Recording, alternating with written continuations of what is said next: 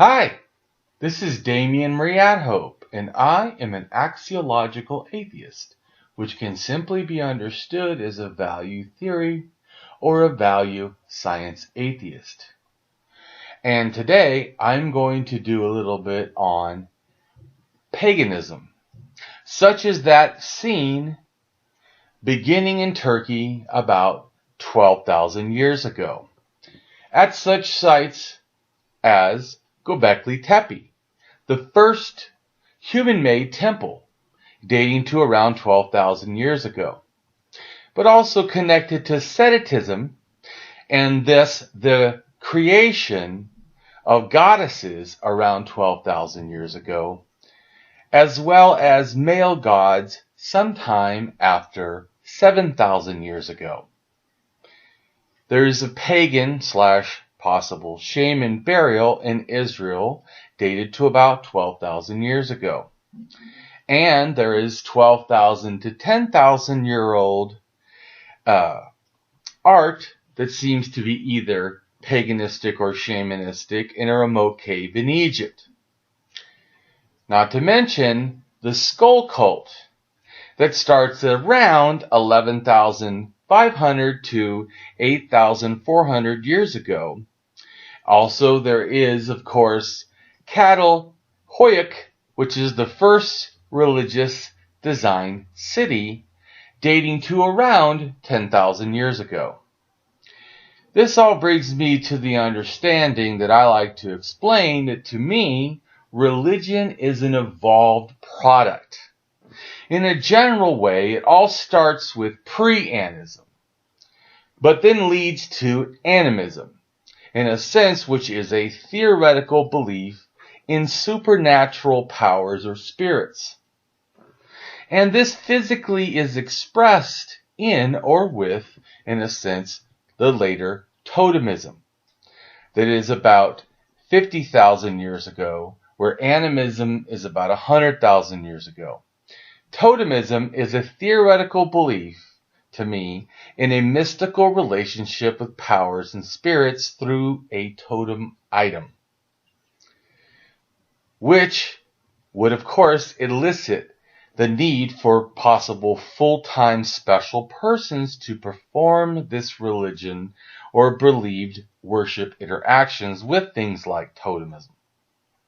Thus, to me, brings the emergence of shamanism about 30,000 years ago, a theoretical belief in the access and influence of spirits and powers through ritual. In addition, there is further employment of myths or deities added to all the above, which to me is paganism at about 12,000 years ago, and is often, especially at its beginning, and more nature-based than the paganism that will come later, and certainly more than the current top world religions, thus hinting at their close link, though, to the more ancient form of religion.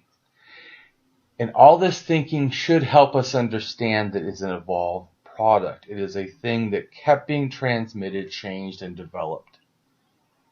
My hypothesis is expressed in the sense, in the understanding of building like a theoretical house. Modern religious development at its full form. It seems that ancient people who had survived amazing threats in a dangerous universe were then filled with lots of superstition. And this perceived superstitious thinking applied the concepts of good and evil to the world of human, in a sense, the recognizing or the belief that humans had an imperfection, the immorality and imperfection of the soul, which was thought to affect the still living, thus connecting itself to ancestor worship.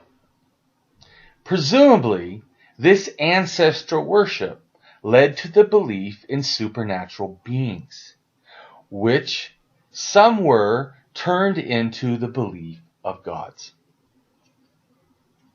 This feeble myth we call gods are just a human-conceived idea that was made from relatively nothing.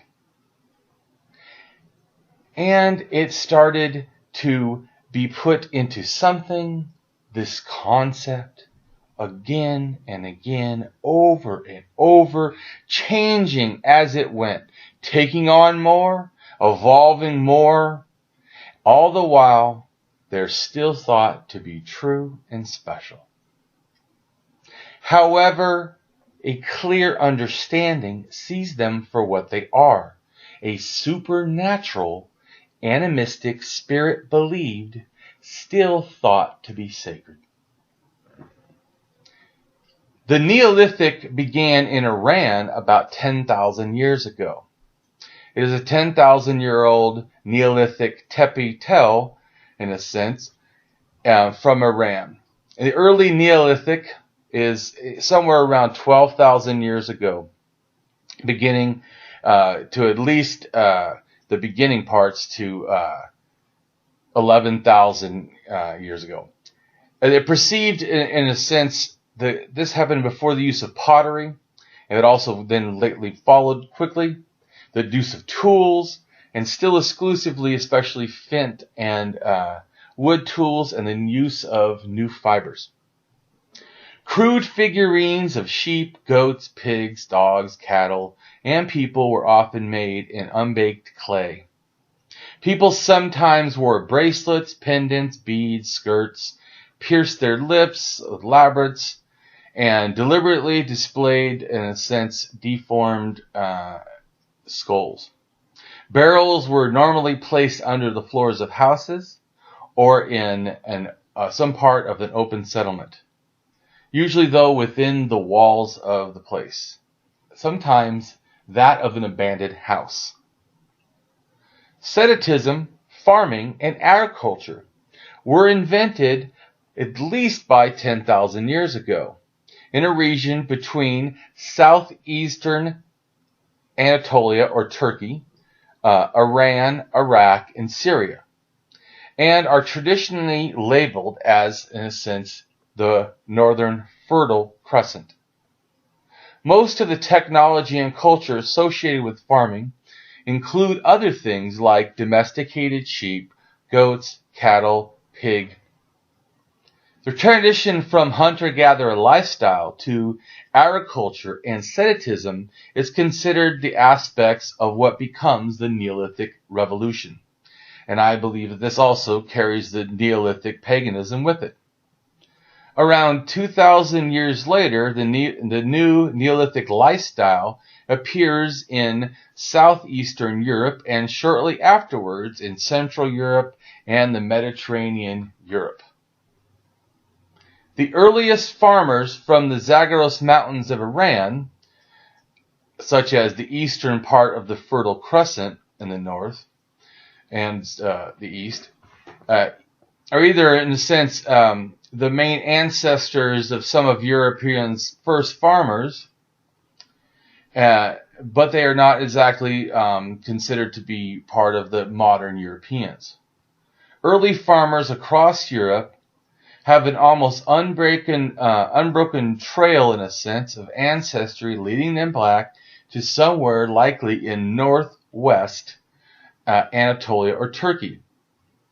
But it now seems that this chain of migration into Europe breaks somewhere in eastern Turkey. Neolithic settlers from northern Greece and the area region seas of western Turkey reach Central Europe via the Balkan route and the Iberian Peninsula via the Mediterranean route. These colonists brought the new sedentary lifestyle, agriculture, animal domestications and plants, as well as, to me, Neolithic paganism into Europe. New research shows that some of the world's earliest farmers from Iran were genetically distinct group and only very distant related to the first farmers in Western Anatolia and Europe. People who were genetically so different, who almost certainly looked different, spoke different language, adopted its seemingly similar agricultural lifestyles, and to me, with it, that new emergence of paganism. Almost simultaneously, they did this in different parts of Turkey and the Middle East or Near East. The group of prehistoric inhabitants of the Zagros Mountains separated as far back as 50,000 years ago from other people of Eurasia and were among the first to have invented farming. It is that some of the Neolithic practitioners, in a sense, started moving from there. But the majority of ancient Iranians do not move west, as some would have thought. However, they did move east, and this study has shown this. Research team found that Iranian genomes represent the main ancestors of modern-day South Asians, while sharing many segments of their genomes with Afghani and Pakistani populations. The almost 10,000-year-old genomes from Iran Zagros Mountains were found to be the most similar with the modern-day Zoroastrians from Iran. It seems that at least two highly divergent groups became the world's first farmers, at least. And this would be the Zagros people of the Neolithic, eastern Fertile Crescent part of the Neolithic zone. That was ancestral, as I said, to most modern South Asians. And the Aegean that was colonized Europe some 8,000 years ago.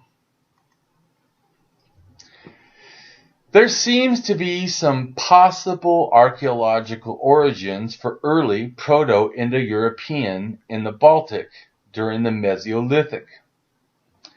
At a stone cemetery located in the north shore of northern Latvia, using many individuals to test from, there observed a transition from hunter-gatherer genes related ancestry that adopted that is the opposite of that seen in Ukraine.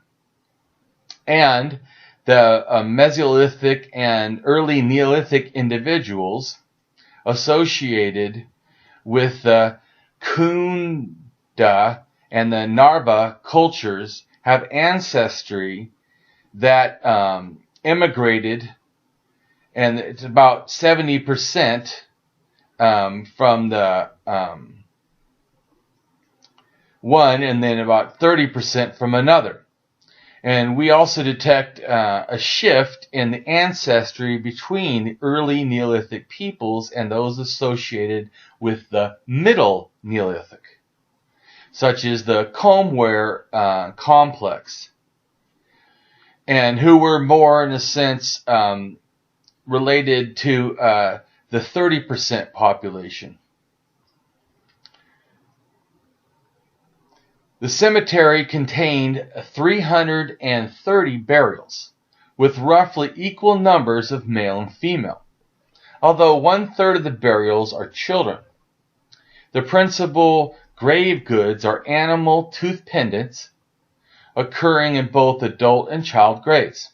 A small number of male and female graves contain hunting and fishing equipment, including harpoons, spears, arrowheads, fishhooks.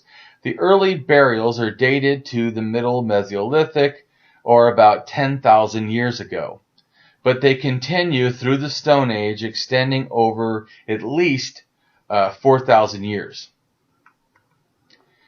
In Europe, in the span of roughly 15,000 to 5,000 years ago, is the Mesolithic. In Southwest Asia, the Epiolithic, Near East, roughly 20,000 to 8,000. The term is less used in areas further east, and is not used beyond Eurasia and North Africa. The term Epiolithic is often used synonymously, especially outside of Northern Europe, and for corresponding period in the Levant and the Cossacks. Mesolithic societies are not seen as very complex. They have burials, and they're fairly simple. And they have burial mounds are another mark of the Neolithic. The Mesolithic suggests an emergence period, followed by the Neolithic. And so it's hunter-gatherers between that, or farmers in a sense. And the Mesolithic cultures who were clearly succeeded by the Neolithic revolution include things like the Nufian culture. The Baltic Mesolithic begins about 15,000 years ago. In Western Europe, the early Mesolithic begins about 14,000 years ago. And in the Franco-Caribbean region of northern Spain and southern France is also 14,000. And in other parts of Europe, it begins about 11,500 years ago, and lasts until basically the emergence of farming, at least in Europe, 8,500 to 5,500 years ago. In Northern Europe, for example, societies were able to live well on rich food supplies. And in a sense, such conditions produce distinctive human behaviors, and is perceived in the material record of artifacts, such as different cultures. Anyways, there is such conditions also display the oncoming Neolithic in Northern Europe by 5,500 years ago. A culture very small to the or similar to the Aztlan spread as well into the Mediterranean, Spain, and southern Portugal. Because it lacked bone industry, it is named distinctly different. There's a location, Tel Cormel, which has the first tower structures, and they're from Syria. And its significance is probably religious, since there's several towers, and you would not need this, and certainly there wasn't probably any large forces attacking them back then. War starts about 10,000 years ago. This site is dated from 13,000 to 11,650. It also seems to be connected to the Skull Code. And that kind of megalithic architecture could also relate and has some similarities to Gobekli Tepe.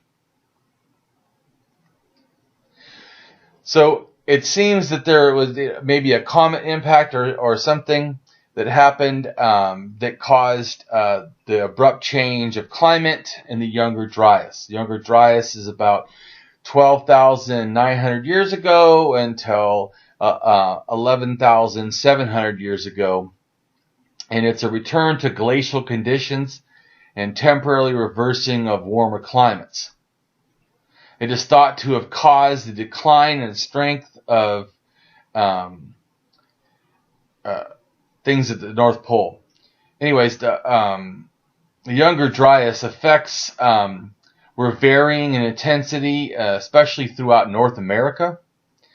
In Western North America, its effects were less intense than in Europe and the northeastern North America. However, evidence of re-advancing glaciers indicates the Younger Dryas cooling occurred also in the Pacific Northwest. Replacement of forests in Scandinavia with glacial tundra increase show in snow amounts in mountain ranges around the world, formations of deposits such as in Northern Europe. More dust was in the atmosphere, obtaining from the deserts of Asia. A decline in evidence of Nufian hunter-gatherer permanent settlements at this time in the Levant, suggesting a reversion back to a more mobile way of life and less sedentism. Decline also of the Clovis culture in America, and the extinction of megafauna game that the North American Paleo-Indians were hunting. The Younger Dryas is often linked to also the Neolithic Revolution itself and the adoption of agriculture in the Levant. It is argued that the colder, drier Younger Dryas lowered the carrying capacity of the area and forced a sedentary early Nubian population into more mobile subsistence patterns. Further climate brought more problems. Early swastikas are found uncovered in Ukraine on ivory figures, which dates to about 12,000 years ago. One of the earliest cultures known to have used a swastika was a Neolithic culture in southern Europe. It is known now in places like Serbia, Croatia, Bosnia. It is known for the Vinnic culture, which dates to about 8,000 years ago. Also is seen in Nordic myths. Odin is represented as passing through the space of a whirling disc. It looks like a swastika, looking down through all the world. In North America, the swastika is used by the Navajos. It was used by the Phoenician symbol for the sun, and it was a sacred symbol used also to represent a priestess. Hindu, the right-handed swastika is a symbol of the god Vishnu and the sun, while the left-handed swastika is a symbol of Kali and magic. The double meaning of the symbol is common in ancient traditions, like an example of a symbol of a five-pointed star, which is viewed in a sense to be negative as pointing if it's pointing downwards, and positive if it's pointing upwards. And I think that this also relates to how some goddesses are seen as warlike and yet loving. Dual nature. I also think that relates to probably the sun and the moon, or stars in the night and the star in the day. In Bronze Age Europe, the sun cross appears most frequently in things and often is interpreted as a solar symbol. Swastika shapes have been found in numerous artifacts from Iron Age Europe, Greco-Roman, Lithuanian, Etruscan, Baltic, Celtic, Germanic, Slav, and Georgian. This prehistory seems to reflect the appearance of the symbol in various folk arctic cultures of Europe, to me believed to be connected to paganism. The symbol has been found in vessels in ancient cities of Troy. The evidence shows that it served as a symbol of fertility and a symbol of life. Its similar use can be found in graves in Greece, and Athenian vessels, and decorating garments of Aphrodite, the Greek goddess of love. Also Greek pantheon, the symbol of the Greek design, as used with other designs. The swastika is defined a European sign moving eastward into the Indus Valley, or India civilization. It is thought it was brought by migrating tribes to India, where it became connected with religious and cultural life in Indo-Iranians. It did not originate in the Indus Valley, as many people have thought. And like I said, I think that probably the general thing is that this is a star symbol or a sun symbol. So Turkey, spreading early Neolithic paganism around 9,000 years ago. DNA reflects westward movements of people from the Near East around 9,000 years ago, especially from Turkey, and to me, spreading early paganism as it went. By leapfrogging from island to island across the northern Mediterranean, Neolithic people were able to quickly spread their farming lifestyle across southern Europe. Some 9,000 years ago. This is what genetics suggests. It seems that sometime after individuals in the Near East first developed farming and herding around 12,000 years ago, and to me also invented the new paganism religion for agriculture, they later transferred it and its new agricultural religion of early paganism out to many others. The genetic expression that people from the Near East migrated into Turkey and then rapidly west through the islands of Greece, Sicily, before making their way north into the center of the continent of Europe. People living in central Turkey today, for example, share DNA with Sicilians and Palestinians. But Sicilians and Palestinians are mutations that the two populations do not have in common. People have common ancestral roots in Turkey, but have not had much contact in a sense since. People even living around the Mediterranean today have common ancestors in Turkey because of this. But the genes diverge in two major different sets, with the Greek islands and Crete forming a sort of genetic bridge to the rest of Greece, Sicily, Italy, and into northern Europe. Genetics of modern-day Egyptians, Libyans, Tuscans, Moroccans from a separate genetic branch, thus two distinct paths lacking, in a sense, much genetic mingling once they separate ways from south and north from Turkey. However, there is some evidence found, such as blades in the Neolithic settlements in Etruscan, made from volcanic glass that comes from the isolated islands near Sicily. Agriculture and its new Neolithic religion of early paganism spread across the land through Central and Northern Europe at a rate of about a half a mile a year, thus taking 1,000 years or so to journey from the Balkans to Germany. But the Mediterranean was quite different, with this new pagan farmers jumping from island to island, getting from Italy all the way to Portugal in the space of just 6 generations. So I want to address the connections of the islands. So the Kriput culture of Cyprus, ancient Kriput art, refers in a sense to all works of visual art originating from Cyprus, and they begin about 12,000 years ago. Seasonal hunters came to go after pygmy hippopotamuses and elephants that were present on the island.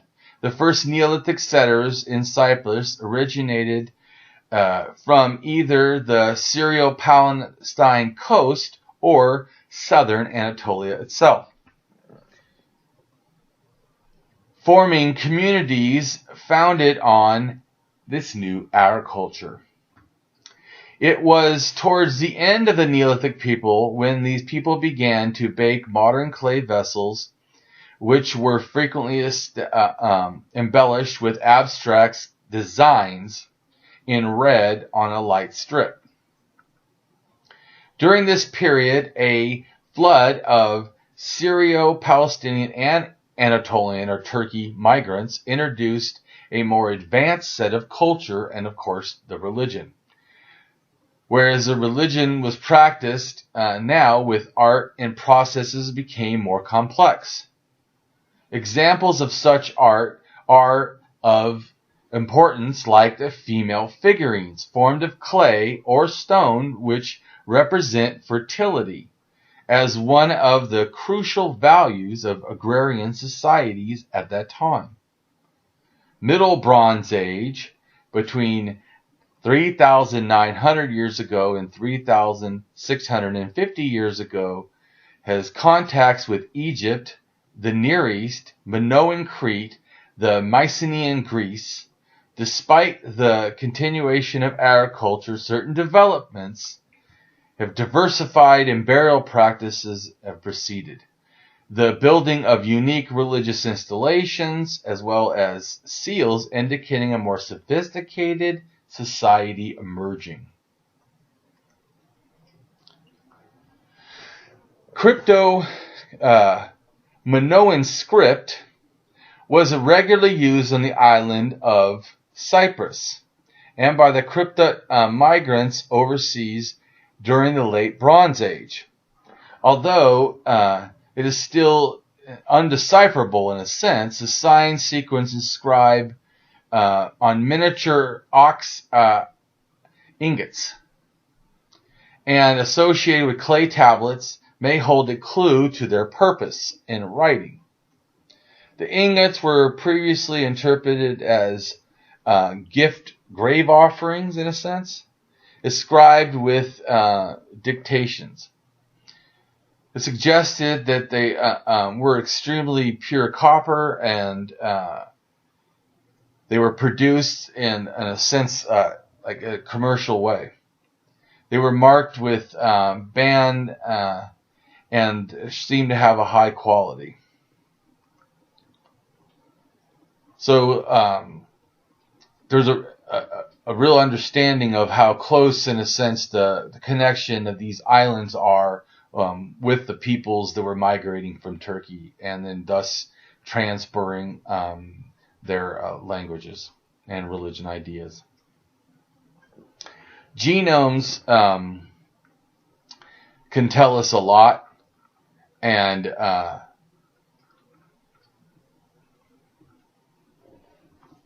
there could be some tool technology that begins with Neanderthals and that is transferred to hunter-gatherers. And we do know that there is certainly Neanderthals in the region, that the Agrarian culture, and there could be connections even with the hunter-gatherers later in Iran. And it makes me think about what about the Gravettians and the Epigravettian cultures and their connections also with Iran and Turkey. And certainly there may be a connection with the Nufian culture.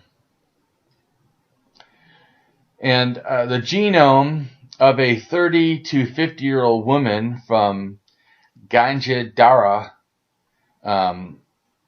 shows analysis that she belonged to haplogroup X. And is similar to the Antnolan early farmers and the Cossack hunter-gatherers. And this woman was found in Iran. The presence of mitochondrial haplogroup X in Atlanteans from southern Siberia also is interesting.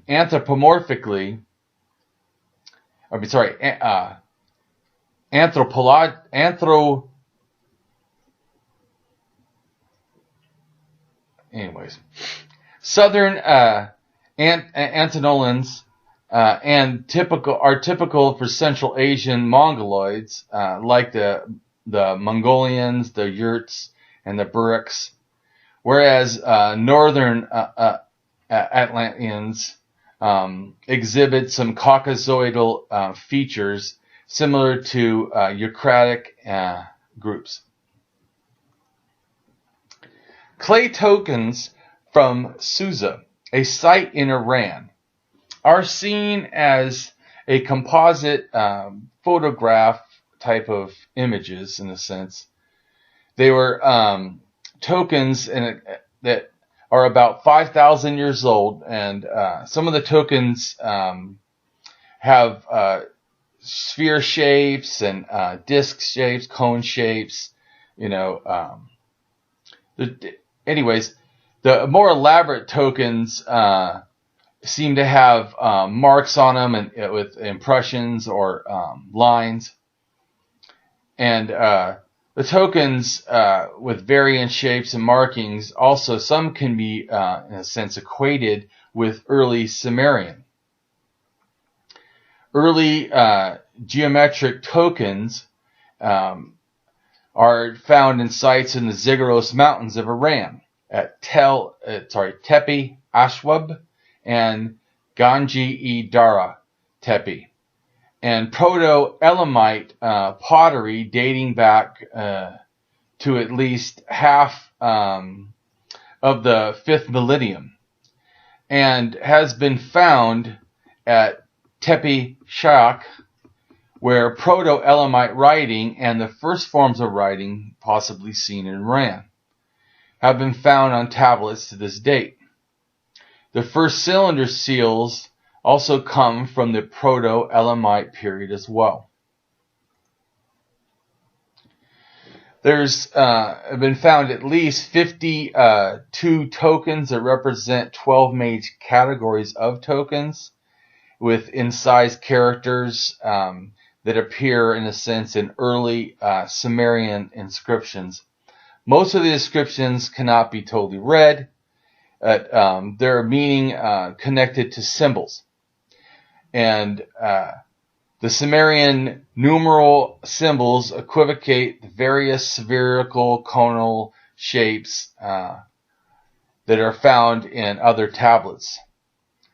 For instance, the spheres have incised lines added.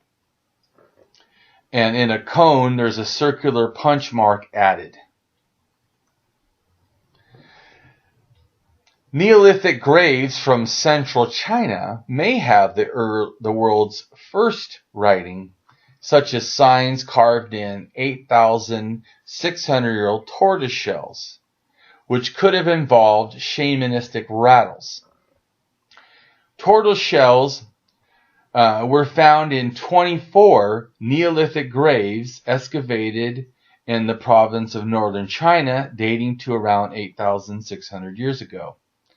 According to some archaeologists, the symbols carved in the shells had similarities to the around 3,250 to 3,200-year-old oracle bone script, which was a form of Chinese characters used in oracle bones, such as the bones of turtles, and they're believed to be used for divination, like magic. In ancient Mesopotamia, the turtle was associated with the god Iki and was used on one of Iki's symbols. In the myth of the Nintura, the turtle, Enki thwarts an attempt of the god Nutra to seize absolute power by creating a giant turtle. And the turtle bites the hero's ankle. They struggle, and the turtle digs its pits into a claw, with both of them falling into a pit, and therefore the ideas of the heroine or hero and the turtle connecting to ancient Sumerian story. Chinese bronze script characters for Tan, or the heaven, is represented by a figure, a man figure, it looks like, or a anthropomorphic human figure.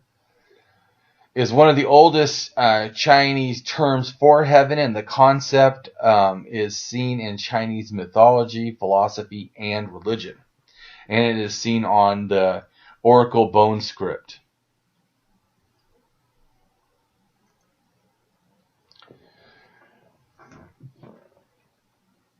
Oracle bone script, to me, and the Tan or sky god, to me, could have connections to the early monotheistic religions.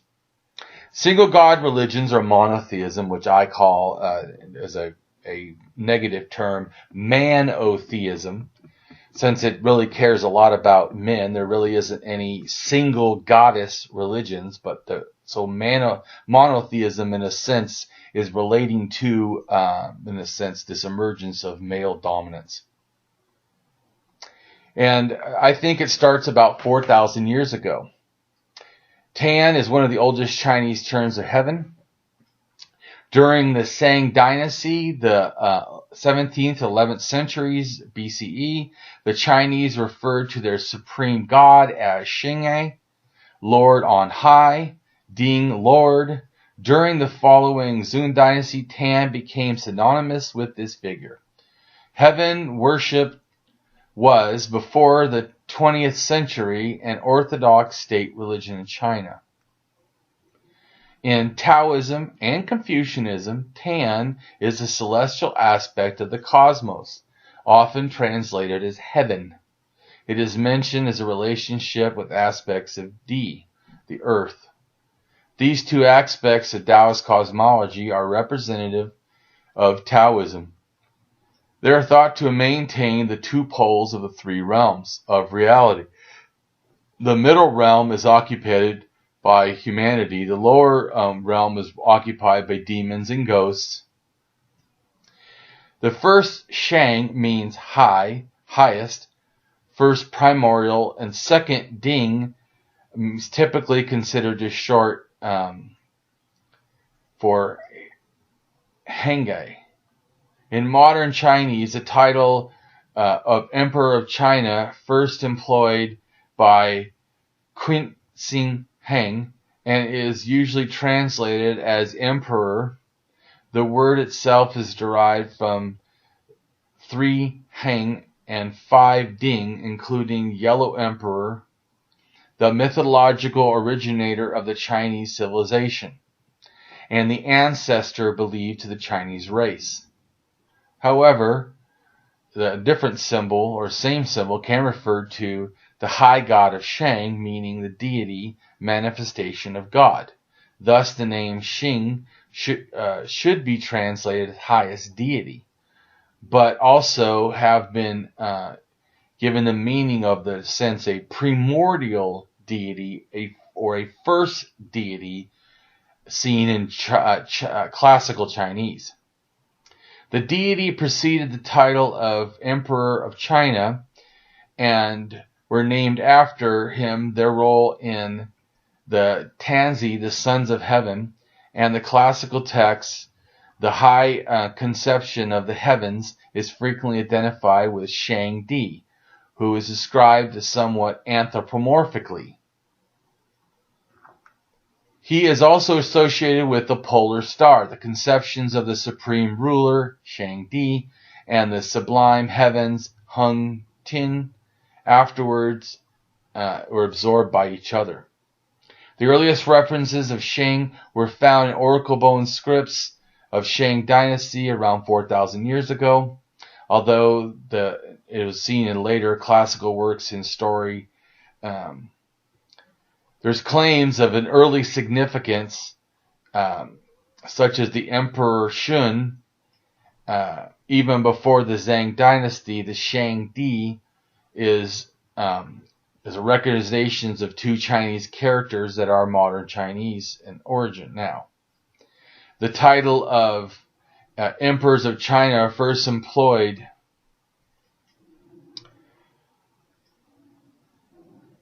under Xing or Sandy, or his later names. The deity received sacrifices from the rulers of China and every Chinese dynasty, actually a great temple of heaven in the imperial capital. Following the principles of Chinese, this would also be located in the southern quarters of the city. During the ritual, a completely healthy bull would be slaughtered and presented as the animal of sacrifice to Shang Di. It was an important role to know Shang Di is never represented as either images or idols. Instead, the center building of the Temple of Heaven, The structure is called the Imperial Vault of Heaven, a spirit table inscribed with the name of Shangdi is stored on the throne. During annual sacrifice, the emperor would carry these tablets to the north of the Temple of Heaven, place it on a prayer hall for good harvests, and place them on that throne. It is during the Ming and Qing dynasty that the Roman Catholicism was introduced, and the concept of Shangdi started to be applied to the concept of a Christian God. While initially this god utilized the term Tanziu, gradually changed in translation to Shangdi instead. The use of Shangdi was contested by Confucians, that they believed that the concept of Tan and Xing is different than the Christian's idea of God.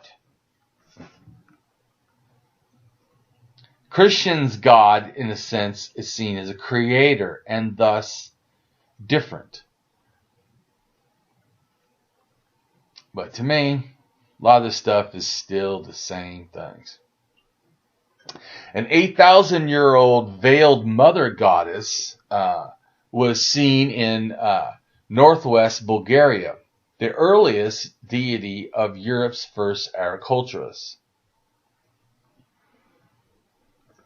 And it was, in a sense, the head of a Neolithic goddess, in a sense, an earlier deity of Europe's first sedentary farmers. And it was found together with prehistoric artifacts from the settlement of Mayor Uznau in northwest Bulgaria.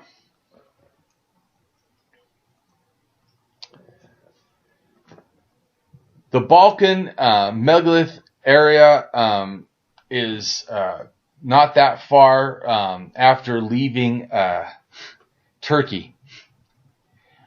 And shortly into the Balkans, we have the Vinnic culture, or the Tudors Vinnic culture, contemporary sites, and Neolithic agriculture, in a sense, in Serbia and smaller parts Romania, especially Transylvania, dated to around 7,700 years ago to 6,500 years ago. The Vinnic culture occupied a region of southeastern Europe in the Balkans, corresponding mainly to modern-day Serbia and Kosovo, but lesser in Romania, Bulgaria, Bosnia, Montenegro, Republic of Macedonia, Greece. Named for its type of sites, and large tell settlements representing material remains of prehistoric society. Farming technology, first introduced to the region during the first temperate Neolithic, was developed further by the Vitsya culture, fueling a population boom and producing some of the largest settlements in prehistoric Europe. These settlements maintained a high degree of cultural uniformity throughout long distance of exchange in connection with ritual items, but they were probably not politically unified. Various styles of zoomorphic and anthropomorphic figures are hallmarks of this culture, as are the Vinnic symbols, believed to be in early writing. And some conjecture the earliest form of this proto-writing. Although it's not considered part of the Copper Age, the culture provides some of the earliest examples of metallurgy of copper. And this Neolithic writing, and it can be seen on clay amulets, is part of the tablets of the Taraha date to around 7,500 years ago to 7,300 years ago, and are associated with the Vinic culture and the Turtis culture. The Vinic symbols and the symbolism, since kind of predates what is seen as the Proto-Sumerian pictographs script. Vinic culture seems to flourish about 8,000 years ago to 6,000 years ago.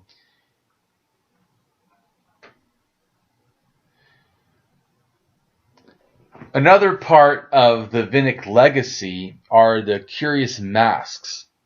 Most importantly, the costumed figures, sometimes depicting women in extremely modern-looking light clothes with thin, narrow skirts, sleeveless upper body panels, complementary hip belts, aprons, jewelry, shoes, caps, different hairstyles, bracelets, necklaces, medallions.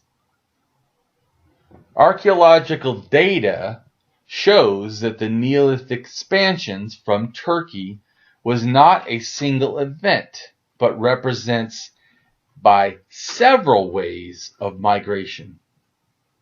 In this respect, the Proto-Silko culture in Greece, from which directly the Sakuro-Chris in the northern Balkans and the linear black pottery from Central Europe originate, represents only the first of a few great waves of Neolithization of Europe.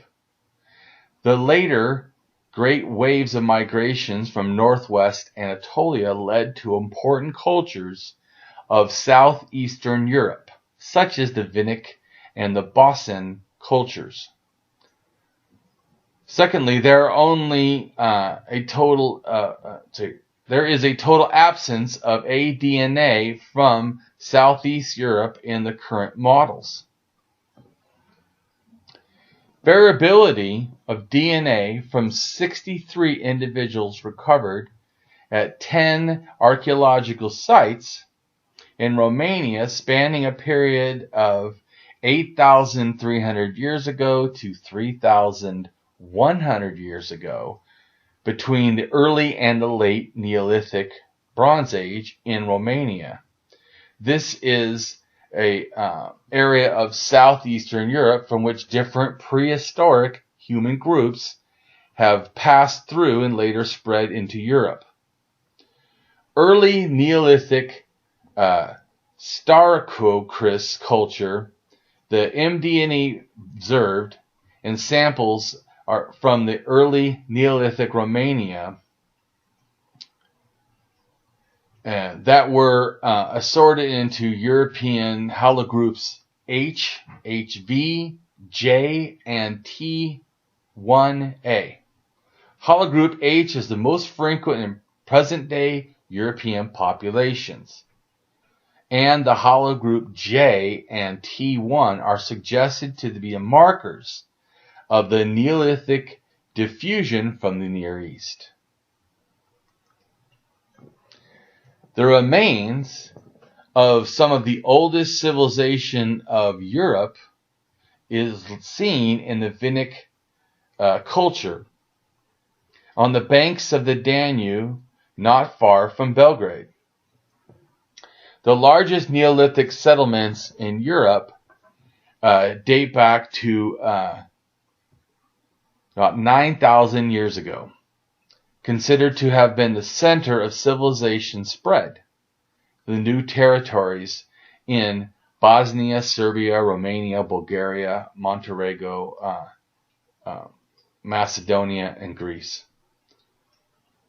And the archaeological sites in the Vinic culture reveal different kinds of tools and weapons made from stone, bone, pottery, and jewelry, etc. And they had the remains of prehistoric houses, and many other objects was created and brought from remote areas. What makes this site so, in a sense, unique is a large number of identical objects, indicating that people had some sort of a standardized production in the late Stone Age. These woven vessels and V-neck with certain style and design had, in a sense, been placed with houses who had furniture and were created, in a sense, even beautiful pottery. And these people thus seemed to love to travel, for they were traveling everywhere and collecting items or having them transferred to them. They would have traveled to the Carpathians in order to get volcanic glass used for their weapons. And they bought different objects from far lands and from different cultures. Copper caused numerous wars and the disappearance of the Vedic culture. While the people were good at making figurines and jewelry and tools out of copper, the Vedic people were mostly a peaceful civilization and thus possibly leading to their downfall. Among unearthed artifacts, there have been a large number of figurines made of clay depicting worship of deities and women with miniskirts. It is hard to believe that these kind of women were portrayed this way several millennia ago in miniskirts, let alone in a goddess of a mother cult. Though it was very widespread and reached both southeastern parts of Europe and including ancient India. Similar made clay ceramic figures of mother goddesses were found in excavations in Mohenjo-daro in India, located along the Indus River in present-day India, Pakistan. This would mean that women wore modern clothing at least, in a sense, 7,500 years ago.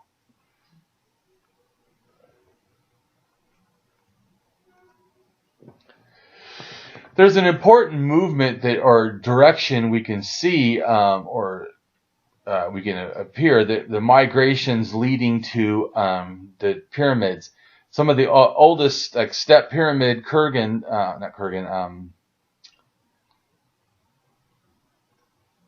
ziggurat, is in Iran, and then Mesopotamia, and then into Egypt, seeming to show a direction movement.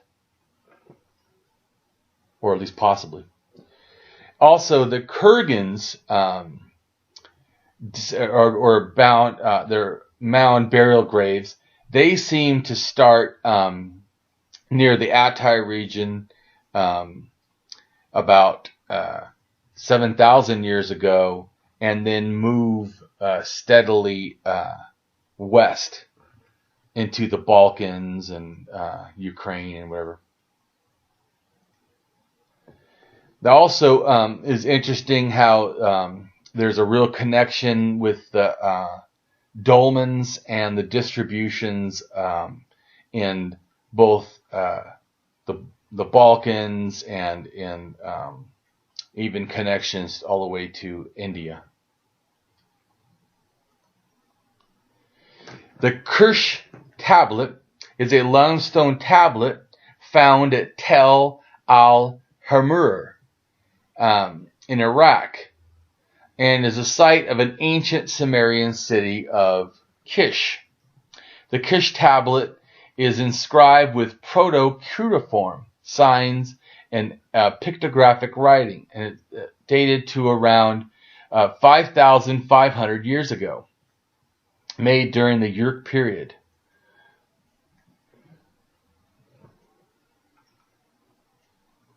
The emergence of partly symbolic writing, such as cuneiform and script, the proto-illiterate period of the Egyptians in Mesopotamia, is taken to span from about 5,500 years ago to 4,900 years ago.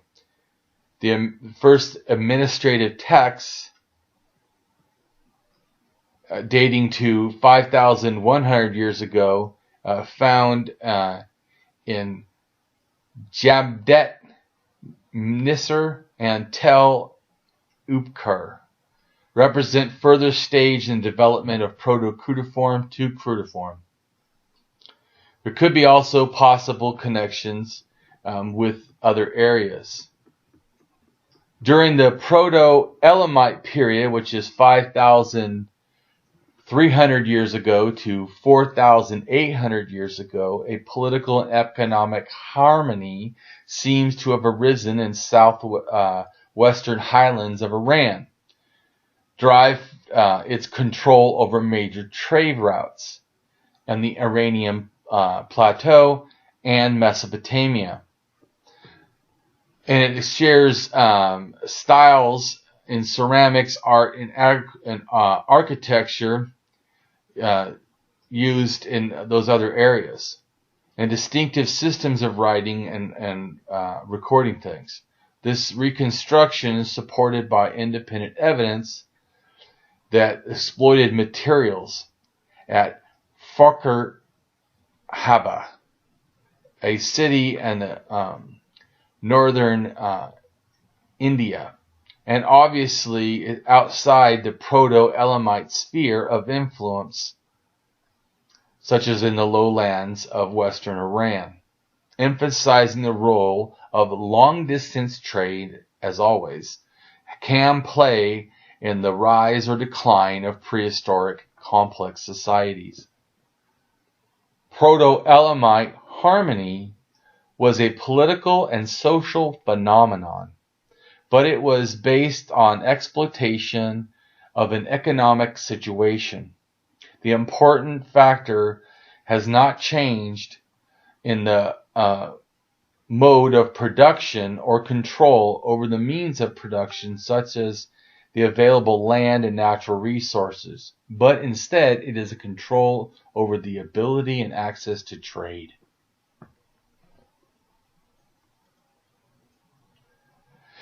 Another is the Alphic tablet, an Arcanian administrative and legal text, partly of routine administrative documents recording quantities of some commodities like cattle, wool, grain, precious metals. Tel Apek dates to the early 3rd millennium and early Bronze Age, and Apek at the beginning of the Middle Bronze Age during the reign of the Egyptian 12th dynasty. A royal palace, in a sense, was put there. A rich cemetery also. Apek in the late Bronze Age is a Canaanite, is listed as Canaanite epic of Joshua. 12:18 is mentioned again in Egyptian documents of the New Kingdom. It is into the city confirmed the northern parts of the mound that dictates these lines. During the initial phase of excavations, the late Bronze Age, Alphric, Arcadian, Sumerian, Canaanite, Hittite, and Egyptian documents have been unearthed.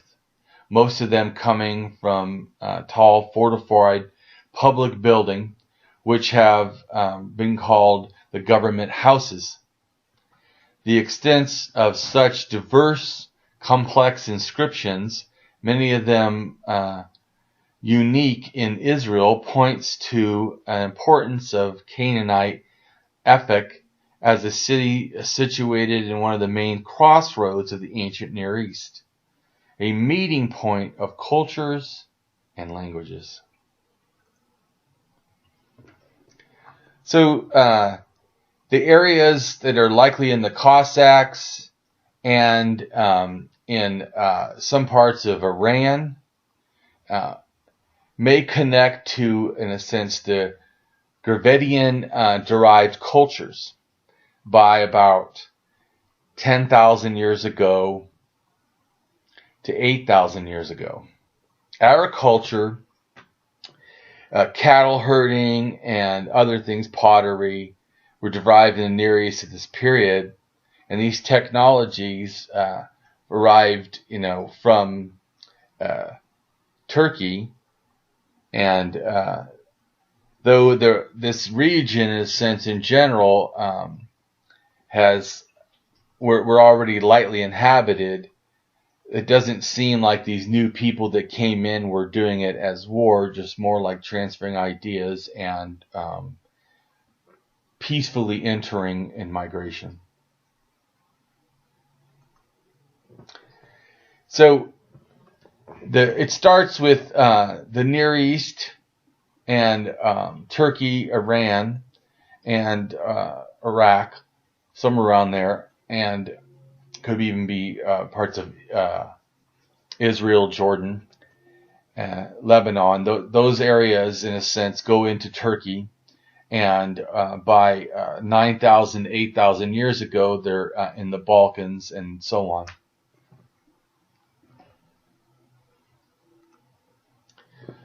So there's the oldest, in a sense, outside of Turkey, in Greece itself, is about 8,251 years ago. So there's a lot of pottery cultures that can be tracked in this area from 7,000 to 6,500 years ago. And it can be done in genetics, seeing how the relation of the cultures are to each other. Historically, about 5,000 years ago, in large city-state societies such as Egypt and Iraq, culminated to make religion into something kind of new. A socio-cultural government religious monarchy, where all, or at least many of the people of such large city-state societies seem familiar with and committed to the existence of religion as an integrated part of identity package and control dynamics with a fixed magical doctrine. However, this juggernaut integrated religion identity package of dogmatic propaganda certainly did not exist all at once, and it developed to an extent over time. It was highly limited in most smaller prehistoric societies, as they seem to lack most of the strong control dynamics with the fixed, closed magical doctrines. These magical beliefs could be at times added and removed, and many people just wanted to see this development everywhere in the religious dynamics, even if it is not. Instead, all that is found is largely fragments until the domestication of religion around 5,000 years ago. Religions, as we think of them today, are rarely a new fad, even if they go back to at least close to 6,000 years ago. This amount is almost nothing when seen as the long, slow evolution of religion that for humans at least started with the first worship 70,000 years ago, the oldest ritual worship of a stone snake in South Africa. This message of how religion and gods are intertwined with human is clearly a man-made idea that was developed slowly and was invented, reinvented, re-implemented, piece by piece, which discredits all religious claims of truth.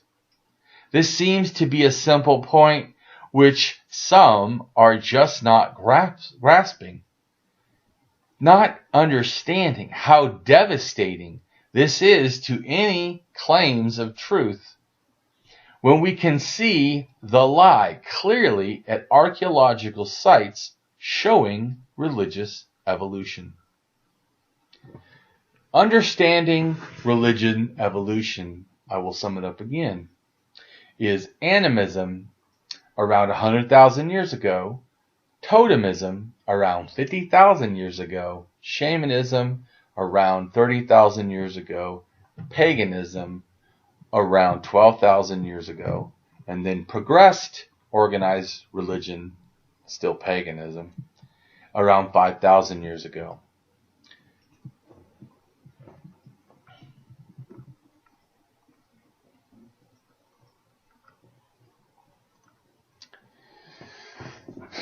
So it went out in waves in this dispersal of farming into Europe. And it also can be seen as adapting, morphing, changing a little bit as it went, still keeping some of the main elements of this original Neolithic paganism. So it's all about, to me, understanding these goddess figures that certainly start in the Organiation period from sometime around 47,000 years ago until 30,000 years ago. Then there's a larger amount of goddesses produced or Venus figures, I should say, produced in the Gravettian culture from about 33,000 years ago till about 14,000 years ago, somewhere around there. And then you have the Magdalenian culture, which also produces these Venus figures, but more stylized. And to me, the first time we really see them sitting, or possibly depicted as sitting, or in that sort of a angle. And I think that as a connection to the later, or possibly a connection to the later goddess phenomenon that seems to be heavy into women sitting on thrones. So there's a representation at 17,000 years old in France.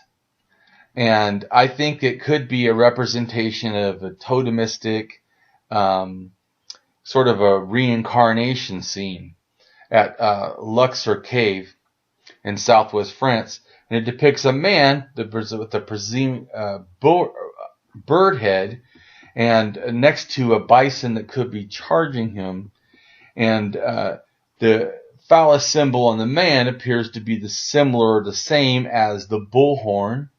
There's also an arrow shooting through the bull to the ground and ricocheting to a bird, like a stork. I think this is representing the connection or cycle of life. And so it makes me wonder, could, in a sense, this connect to the phallus phenomenon of a bullhorn and the shamanism phenomenon beginning at least 30,000 years ago? A phallic representation in the Middle Magdalene period of 14,000 years ago is possibly one of a few projectile points together with other similar ones might reference the meaning for the carving. As it, in a sense, could be that it's a surreal understanding of survival or life. And there's a piece that looks like a bear's head and has a double phallus. The Magdalenian refers to culture that was in Western Europe at least 17,000 to 12,000 years ago. And it was actually the ancestors, in a sense, of the Organiation people that had been, in a sense, pushed into North Africa, probably, from the Gravettians, and then to later emerge back from North Africa into Europe again. The culture was geographically widespread. The later Magdalenian sites have been found from Portugal in the west to Poland in the east. Most remarkable evidence is from the prehistoric art that's found. There's a number of bones of red reindeer antlers and animal teeth that are found, crude pictures carved and etched in walls with pictures of seals, fish, reindeer, mammoth, and other creatures. Phallic decoration became prevalent among men of the Magdalenian culture in France and Spain around 12,000 years ago. Analysis of the mostly handheld art excavated from such sites in France, Spain, Germany, and Ukraine show that most of it was created in Europe approximately 30 to 40,000 years ago. Early sitting Venus. Venus of Colbert 15,000 years ago from France, made of red quartzite, red being a sacred believed color, and also could connect to, it's a Venus figurine, it could connect to fertility, since red could be like menstruation blood, or when the birth of a baby. With some of the other figures in the cave's artifacts, including bone needles, even at the time having bone whistles. And I think this whistles or flutes or whatever could connect to religion as well. Especially this kind of a paganism shaman, type of religion. One cave had a bone pipe, and I think also pipe smoking, or the belief in that, can connect to shamanism, and is still seen in cultures in the Andes doing this, and other cultures using smoking, even in the fire or smoking can be even seen in Australia. So all parts of this Venus of the Magdalenian date seem to have a stylized abstraction. So to me, it's not representing a direct woman. It's directing the idea of a woman, almost like, to me, like a metaphorical woman to me. And thus, right at the emergence before, to me, the idea of goddess.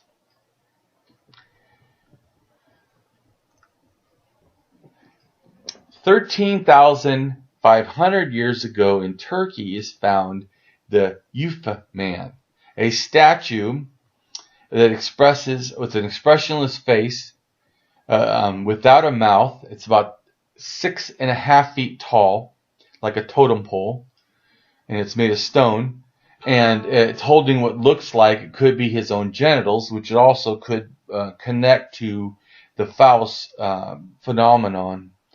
And I think that the issue is, I think that in a sense, generally they have men as the clan leaders, in a sense, and then females, I believe, were the ones more in charge of religion. And so this also could connect, this figure could connect to fertility. And it does have a pronounced necklace with 2 chevron triangles, which could represent some sort of authority or ritualistic symbolism. All of which, in a sense, is made with limestone, except for the eyes, which have been carved out, and then pieces of obsidian have been put in their place. So there is what could represent, right, a clan leader or a special male ancestor totem pole. And I think it also possibly could connect to this, before it, phallus phenomenon. The Han Dynasty has a double phallus representation of China that's about 12,000 years old. And the first known indication of homosexual and bisexual practices among human beings goes back to prehistory of at least 12,000 years ago also. Some cave paintings seem to be homoerotic, and among other devices used by humans were these phallic-shaped objects. The most interesting object was characterized with the so-called double phallus, found in France. It seems to be possibly what could be conceived as a sex toy. Or maybe the double part of it being two horns of a bull. As before I said, there is a picture that seems to reference the male phallus or penis as being associated with a bull's horn. So having a double penis or double phallus object could actually just be horns. And I think also there's understanding that horns are considered to be like stars, like the sky. In other words, like there's a star animals that because they have horns. The results of the Neolithic Revolution was permanent establishments were made. Neolithic villages continued to divide work between this new thing of men and women. And women's status thus declined as men, in a sense, were forced to or allowed to take a lead in most of these areas of society. Paganism begins about 12,000 years ago to me, as seen of such sites in Turkey. And Hologroup G.A. and the seemingly development of early agriculture, Hologroup G descends from microhologroup F, which is thought to represent the second migration of Homo sapiens out of Africa at least 60,000 years ago. Hologroup G has 303 mutations, confirming a severe bottleneck before slipping into Hologroup G1 and G2. G1 might have originated around modern-day Iran 26,000 years ago. G2 would have developed around the same time in Western Asia, and Hologroup G2 appears to have been closely linked with the development of early agriculture in the Fertile Crescent around 11,500 years ago. G2A branch expanded to Anatolia, Turkey, the Cossacks, and Europe, while G2B diffused from Iran across the Fertile Crescent and east to Pakistan.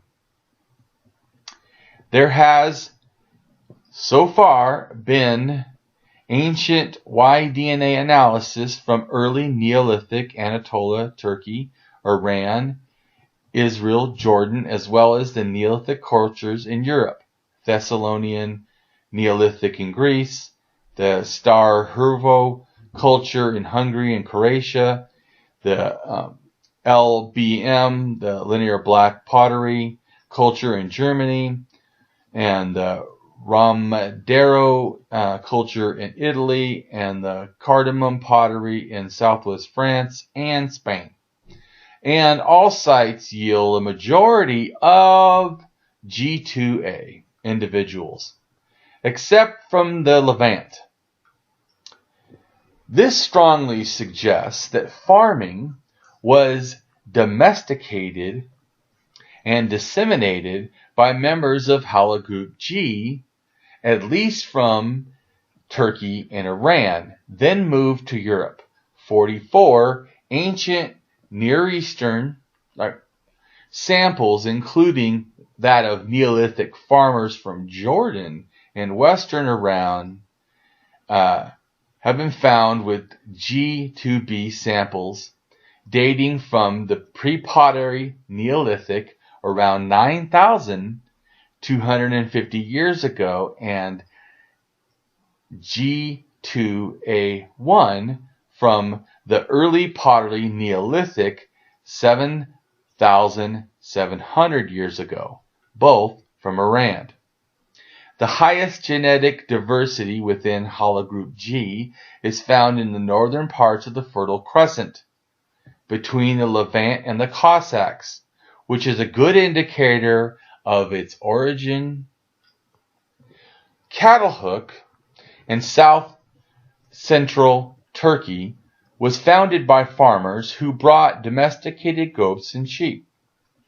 Also around 8,500 500 years ago, G2A Neolithic farmers arrived in northwest Anatolia and Thessaly in central Greece, and are attested by ancient genomes around that time that seem to also bring cattle domestication, introduced to Catal, Huyuk, and other sites in central Turkey, presumably by trading with their eastern neighbors.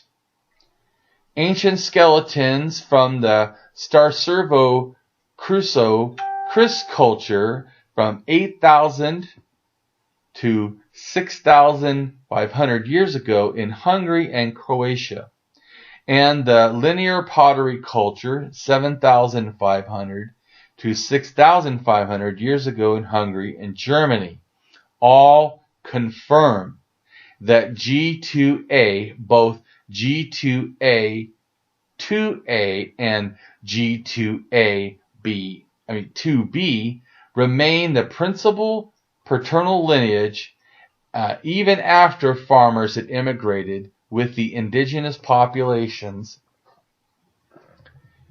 G2A farmers from the Thessalonian Neolithic quickly expanded across the Balkans and the Danube basin, reaching Serbia, Hungary, Romania by 7,800 years ago, Germany by 7,500 years ago, Belgium and northern France by 7,200 years ago.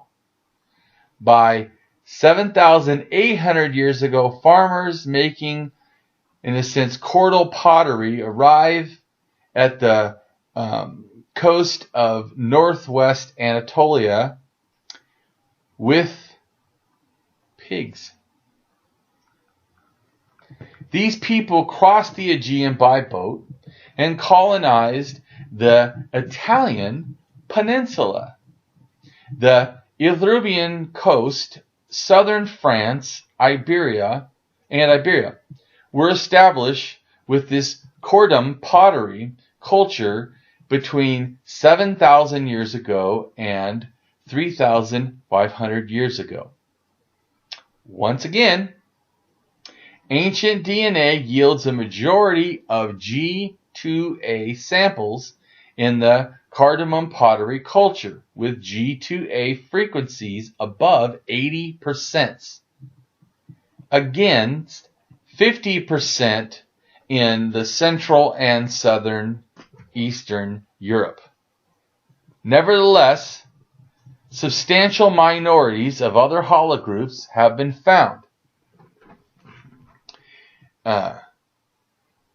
on different Neolithic sites, next to a G2A majority, including C1A2, H2I, I2A1, I2C, and J2A in Turkey.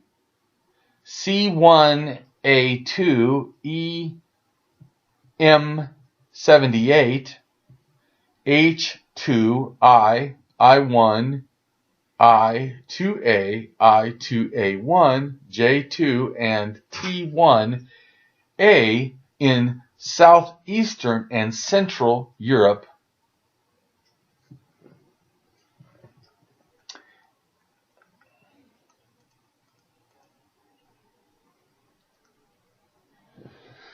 So, 12,000 years ago, Jericho has evidence of settlement.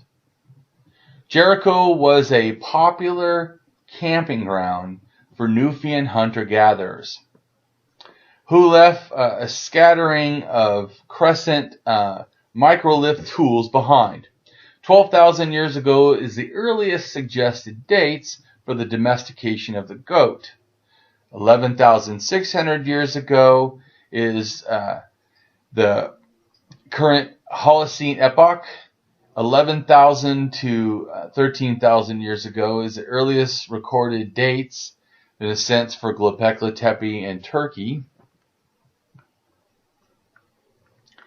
11,000 years ago is the emergence of Jericho, which is now one of the oldest continually inhabited cities around the world. Giant short-faced bears and giant ground sloths go extinct in North America. 10,500 years ago, earliest supposed date for the domestication of cattle.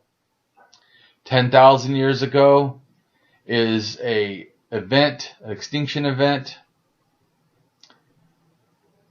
And 11,900 years ago, Babylon appears to be settled during the period of the pre-pottery Neolithic B. Neolithic remains in some building sites have been observed. 10,800 years ago, the post-glacial sea rises, slowing the submersion of land taken place by about 10,000 years ago.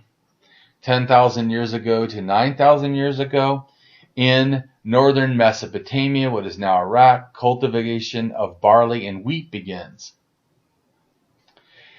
At first, they are believed to be used for beer, for gruel, for soup, eventually for bread. In early agriculture at this time, the planting stick is used, but it's replaced by a primitive type of plow in subsequent cultures. Around this time, a round stone tower is built and in Jericho. 9,500 years ago to 5,900 years ago, there's a Neolithic in North Africa. The Sahara Desert region supports a savanna-like environment. Lake Chad is bigger than the current Caspian Sea, and African culture develops across the region. 9,500 years ago, Catal Huyuk urban settlement is founded in Turkey, and is for some believed the earliest domestication of the cat. 9,200 years ago, first settlements in Jordan. 9,000 years ago, the Janu culture begins in China. 9,000 years ago, the first fish fermentation is seen in Sweden. 8,200 years ago is the K2 kilometer event, a sudden decrease in global temperatures likely caused the final collapse of the ice sheets and led to a drier conditions in East Africa and Mesopotamia. 8,000 to 5,000 years ago, the development of proto-writing. In China, Southeast Europe with the Vedic symbols, and Western Asia with the proto-illiterate cuneiform. 8,000 years ago, evidence for habitations of sites such as Aleppo and Tel Carmel. However, evidence for this settlement is larger. Copper smelting is 7,500 years ago. Evidence in several locations. 7,200 to 6,000 years ago is first farming settlements on the island of Malta.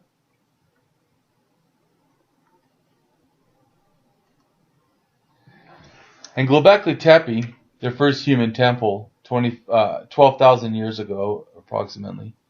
There's also possible clan leader or special male ancestor totem poles, as well as a totem pole that includes what looks like a woman giving birth surrounded by snakes.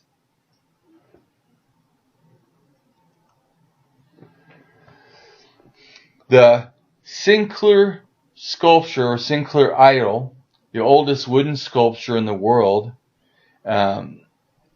is made during this period shortly after the Ice Age. The wood is carved in approximately 11,500 years ago, and it's about buried in a depth of 13 foot of peat bog, why it even survived.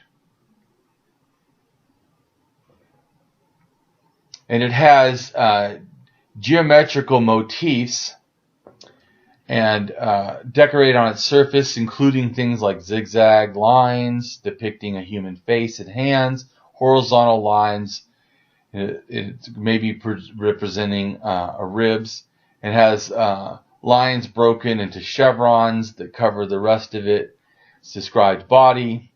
However, on the face and top of several faces on it is visible at various points along the sculpture. I believe it's a clan totem pole.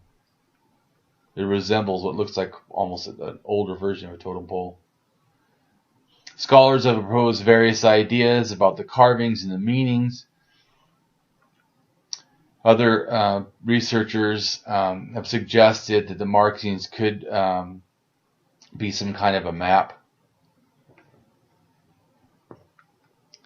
And could be they depict also mythological creatures and such things as maybe forest spirits. And an interesting side note is that there's similar face decoration to the oldest known stone monuments at Gobekli Tepe, Turkey. So 11,000 years ago, the Fertile Crescent and some parts of southern Turkey begin agriculture, and then it spreads out from there.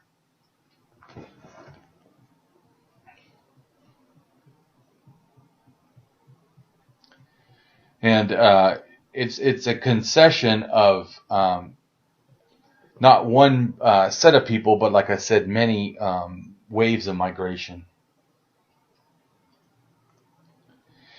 And also of note is the fact of the regional distribution, it seems, especially after 12,000, of the what people call Venuses or mother goddesses.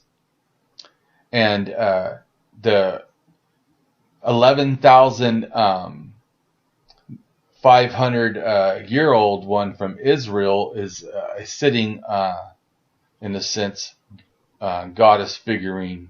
And I think that there's a bunch of ones that involve sitting at various other regions. And the similarities among these, prehistoric figurines, going from Sardinia all the way to the Indus Valley in India or Pakistan, and they seem to have a similar kind of recurring theme of being overweight, and especially the fleshy parts of their thighs and buttocks, and they're in a seated posture. They're female, and they appear to have breasts. Although one interesting feature is they really don't appear to have heads. I think one of the reasons they don't have heads, like the skull coat focusing on heads, is because I think without a head, in a sense, it's more anthropomorphic and less directly perceived as an ancestor human.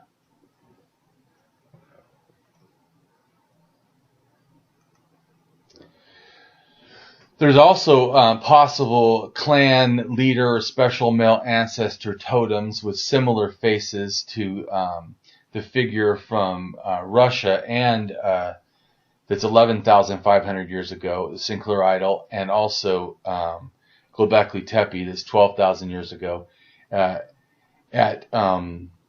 Nivi Kori, a site in Turkey around 10,400 years ago to 10,100 years ago.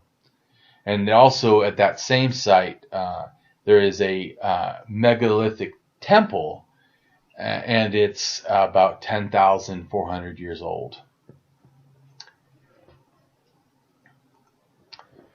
And an interesting note to possible advanced society at this time, there's a cave painting in Iran that's about 11,000 to 10,000 years old, and it seems to show evidence of someone riding a horse, like horseback, and may even appear to have some kind of a reins or something. And I think this is interesting to the end that it's showing the ability to transport, things, because I mean, people transporting people on horses is a lot easier than walking.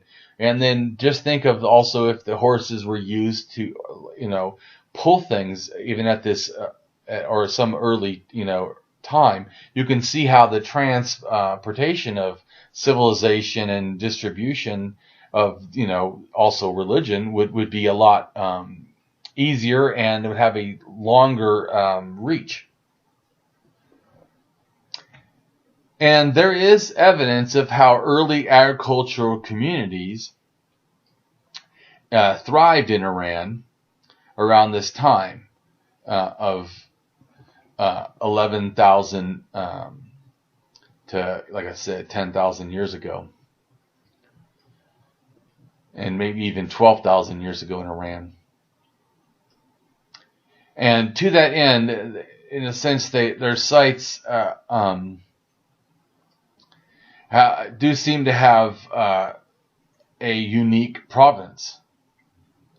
But by around 7,000 years ago, a period which corresponds with some of the cemeteries, a once tiny village at this time was transformed and evolved into expansive urban area that paved the way for the later civilizations in the area. Bladed tools that are found in southwest Iran, which date to around 10,000 years ago, were made from obsidian that was transported from Turkey. Around 10,000 years ago, settlements in Neve Kori in Turkey were established. Around 10,000 years ago, Eski Huyuk was formed in Turkey. Cappadocia and central Turkey was also established around this time.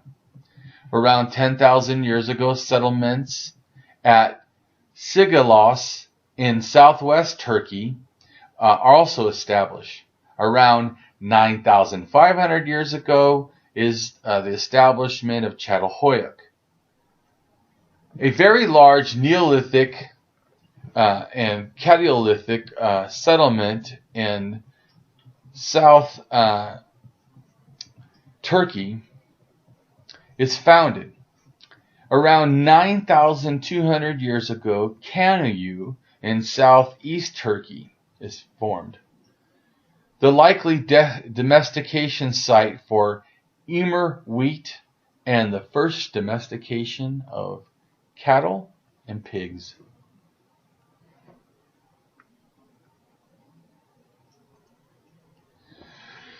So I think this is time to get back to the goddesses. And the sitting goddess from Shahar Hagron, a 10,000-year-old figure from Israel, and a Neolithic stylized figures in agricultural civilizations are similar in the region. This Neolithic site that it was found at is important and one of the largest in Israel. The Venus is made of clay and resembles being put together in several parts. The sitting goddess to me phenomenon has started.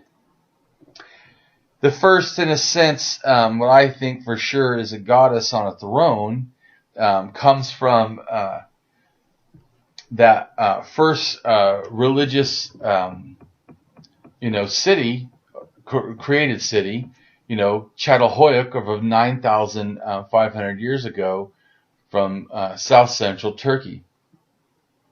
And to me, it's a possible proto-sable goddess known as the Great Mother or the Mountain Mother that is later seen in all over, including places like Greece, Spain, Italy. Two different styles from this early settlement. The figure seated on the throne clearly defines her as a goddess, while the more stick figure-like statuettes, evolving styles are seen to be more abstract. Might be the difference between giving birth and living. It is not unusual to see a mix of styles within cultural artifacts. There are other figurines found at the site that are painted in the Haffa style. Female figurines are found at all levels of the site, and they increase at level 6. The number and become more finely modeled. Another figure then was made in fired clay, and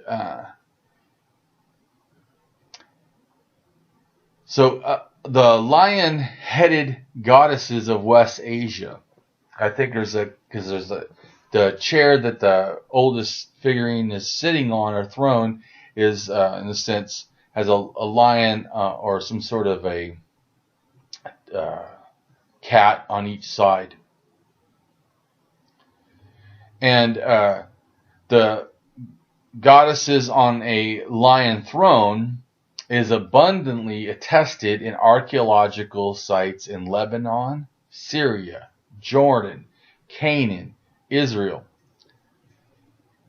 First, we'll look at the Phoenician scarab showing lions' thrones as often with wings, and then actual stone thrones in ancient Lebanon, Canaanite inventories with winged sphinxes, and also Asheret enthroned with winged lionesses. This led to, in a sense, commenting on some of the biblical parallels that are found in these goddesses. The Bible I'm talking about connects to some of these goddesses. And we look at some of the goddesses in the Ant Nolan, in the sense throne goddesses, have a connection. So Catal Huyuk is the first, in a sense, religious design cities. Most homes, in a sense, had their own temple in their house, and most of the buildings seem to be somewhat communal. Anyways, it's about 9,500 years ago to 7,700 years old. There is a sitting goddess from Halcyar that's 9,000 years old from southwestern Turkey, called by many a mother goddess made of clay. It has been noted that it's a continuation at Halcyar of the goddess figurine tradition, advanced westward from Catal Huyuk. This figure also is a variance on the sitting goddess position.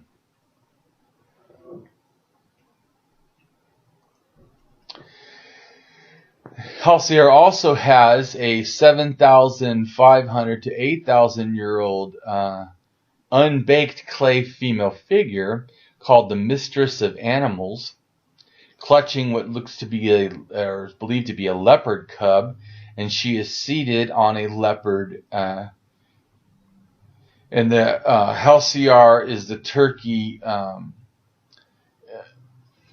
area of importance. It's an archaeological site with significant artifacts at the site displayed, even at the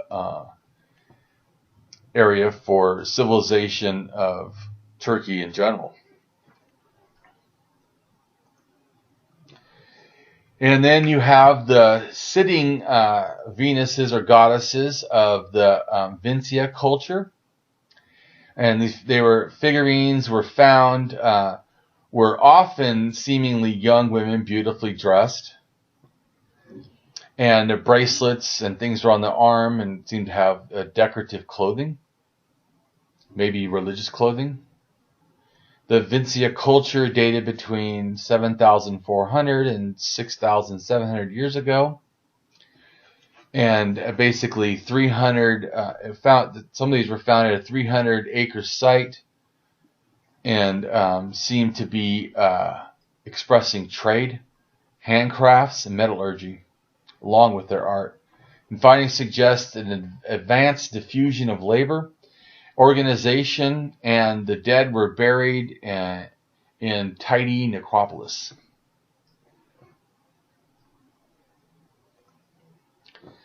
Sitting goddesses from Haifa 7,000 years ago in northern Syria border of Mesopotamia.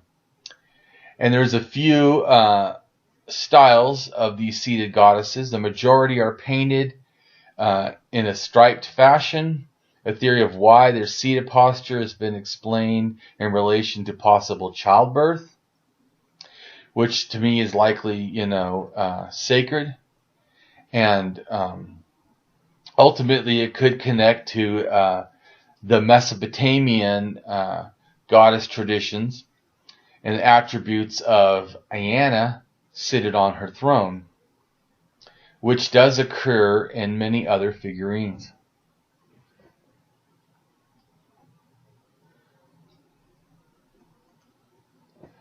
The sitting goddesses of the prehistoric religion of ancient Malta.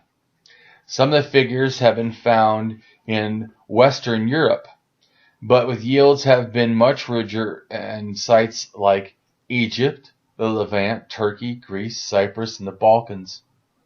And some of the most early elaborate figures coming from the island of Malta.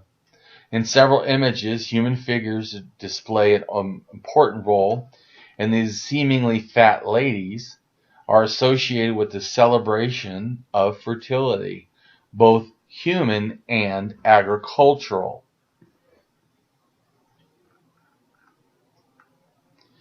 In the Balkans, such figures were kept in houses inside, especially constructed niches, sometimes in the walls. In Turkey, at the site of Catal Huyuk, the fine figurines of clay and stone were associated with burials of high-status people in special shrines, whereas cruder figures were found in houses. Some of the figures were even found in grain bins.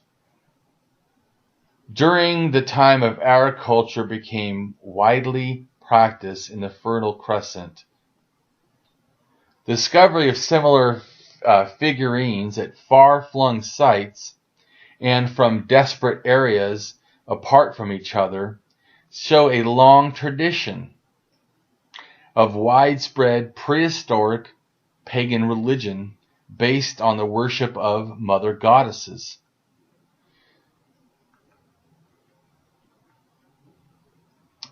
For example, some archaeology have tried to show that the cult of the eye goddess, called because of the eye motifs in Mesopotamian idols, diffuses through the entire Mediterranean.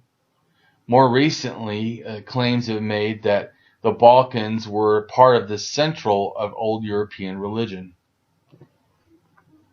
Most modern scholars appreciate that the early cults were, in a sense, radically different in each prehistoric society, and that the cults of the domestication life were distinct from cults of the sense of death and the burial. The example of Malta demonstrates a variation most easily. Everywhere else in the Mediterranean, the cults generally evolved simple domestic rituals. Little effort was invested in religious art itself or in religious architecture. In Malta, however, the worship of images generally blossomed into a culminating passion that may have been the roots, in a sense, for these conditions and labeled as closed, isolated, introverted societies to develop.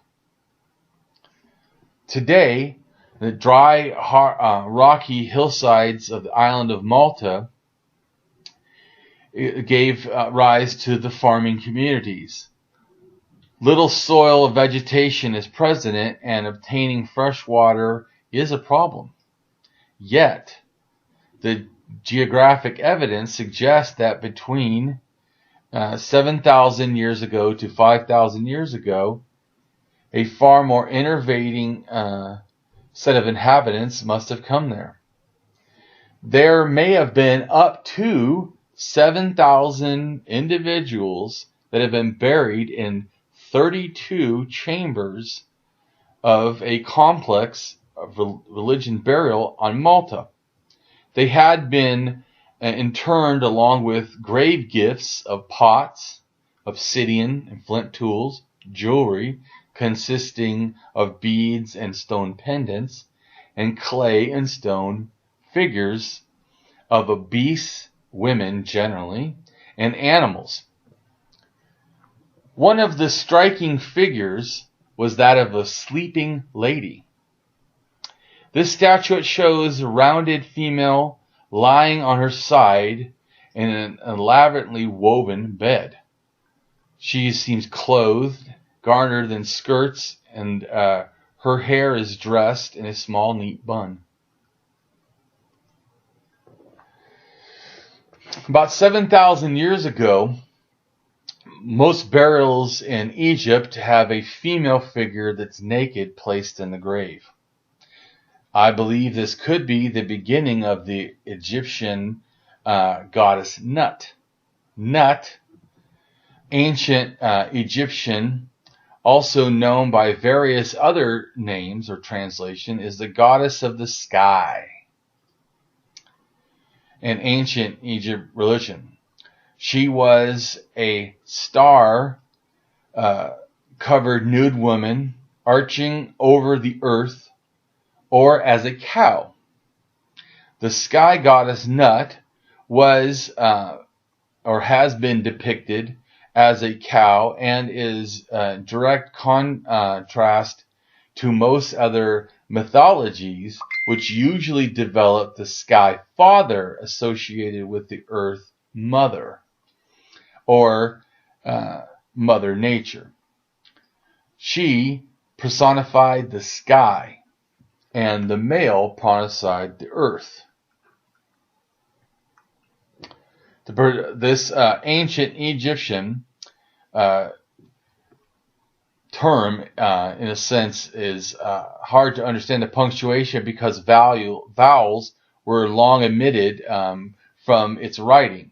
And although her name often includes the unpronounceable hieroglyph for sky, her name itself, also meaning sky, usually transcribed as Nut, also sometimes appears in older sources as Nunut, Nunit, Naunt, and Nut.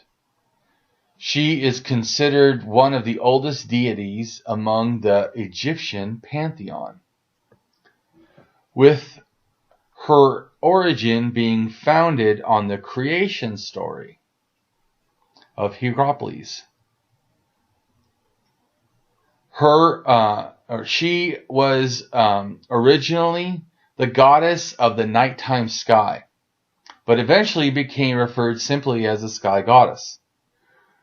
Her headdress was hieroglyphic part of her name, a pot which symbolized a uterus. Most depicted in form of nude human form, Nut was sometimes depicted in the form of a cow whose great body formed the sky and the heavens.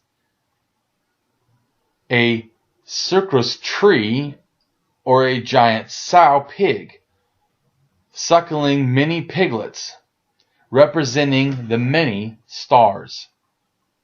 It can be said that she was a version of the great goddess Hathor. Like Hathor, she not only had death and rebirth associations, but was the protector of children and the goddess of childbirth. Part of the sitting goddess phenomenon. There's a figure that's sitting holding a child. This figure is a woman in clay sitting on a stool with an infant in her arms. And it's from Thessaly, and it is dated to 6,800 years ago to 6,500 years ago. This figure depicts a mother, like I said, which appears to be she's preparing to nurse, and doing it possibly with what looks like, sensitivity and tenderness. I think this can associate with the sitting goddess is mothering.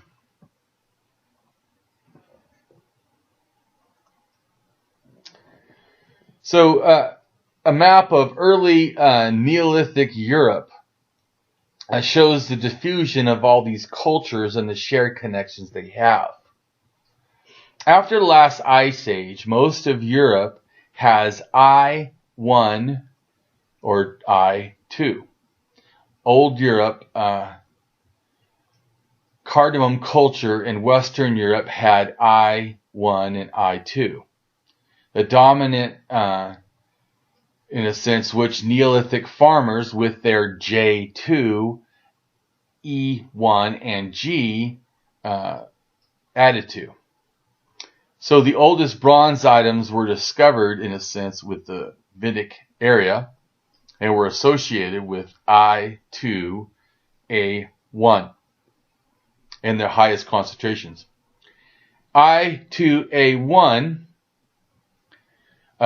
is also very high in the area of Sardinia, and the highest A1A in connections with Bosnia and south of Croatia in Serbia.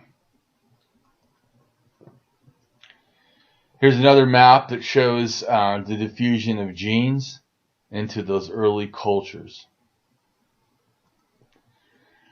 Then we have the Butmer culture,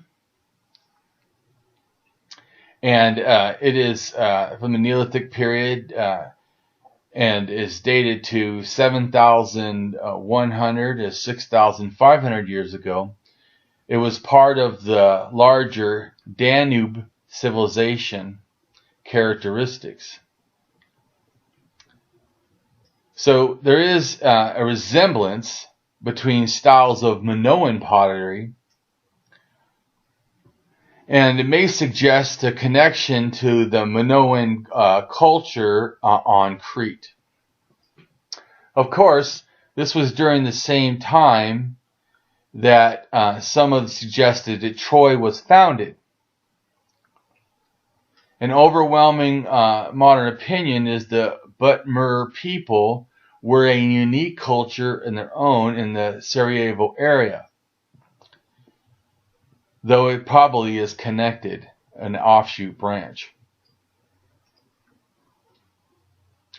It depicts, in the figurine, it depicts a cart with 3 wheels and being pulled in a sense by ducks with a female anthropomorphic duck-headed woman goddess riding it. So there was a real transfer all over from Turkey out into Europe and some parts of the Middle East. The genealogy of the Sumerian Arcanian gods lists the first god by herself, a mother goddess, Namanu. At least 5,000 to 6,000 years ago or older, a Sumerian mythology, Namu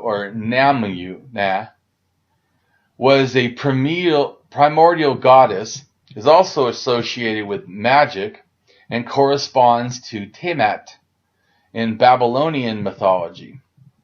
Very little is known about this goddess, who belongs to the oldest, in a sense, generation of Mesopotamian deities, and is associated with the pantheon of Eridu. She is mainly known for her role in cosmology in the early Mesopotamia and her importance in magic specifically, which is restricted to texts written in Sumerian.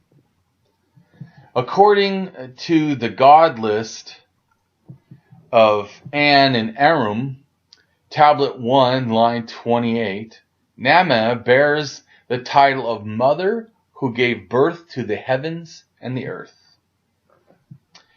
Namu is a goddess of the sea that gave birth to An, the heaven, and Ki, the earth, and the first gods, representing the freshwater ocean that the Sumerians believed lay beneath the earth, the source of life-giving water and fertility in a country with almost none to little rainfall.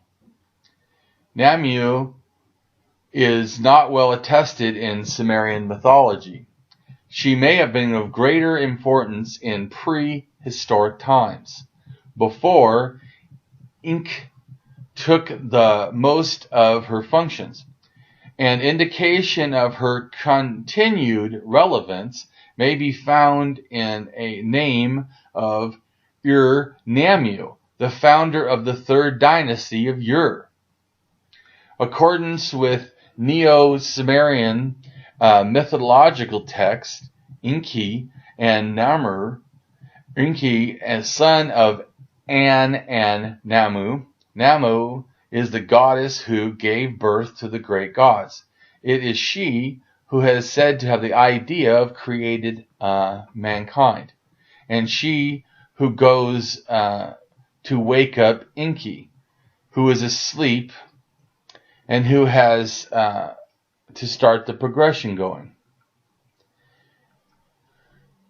And Namu told him to help her son Enki. She created humans in the image of most interesting Namu as the only female prime mover in cosmological myths in antiquity. Namu is called the original mother who gave birth to the gods in the universe. According to her primary status among all the gods, described her role in Mesopotamian cosmology. Later on, particular in Arcanian texts, Nama loses importance and is only relatively mentioned. Aside from a few mentions, Nama and other mythological and literary texts about other gods, no mythology in this ancient goddess, in a sense, has survived in the current ages. The Sumerian goddess Mamu. To me, there's a depiction that looks like a goddess figure standing and holding a baby with could be a snake head.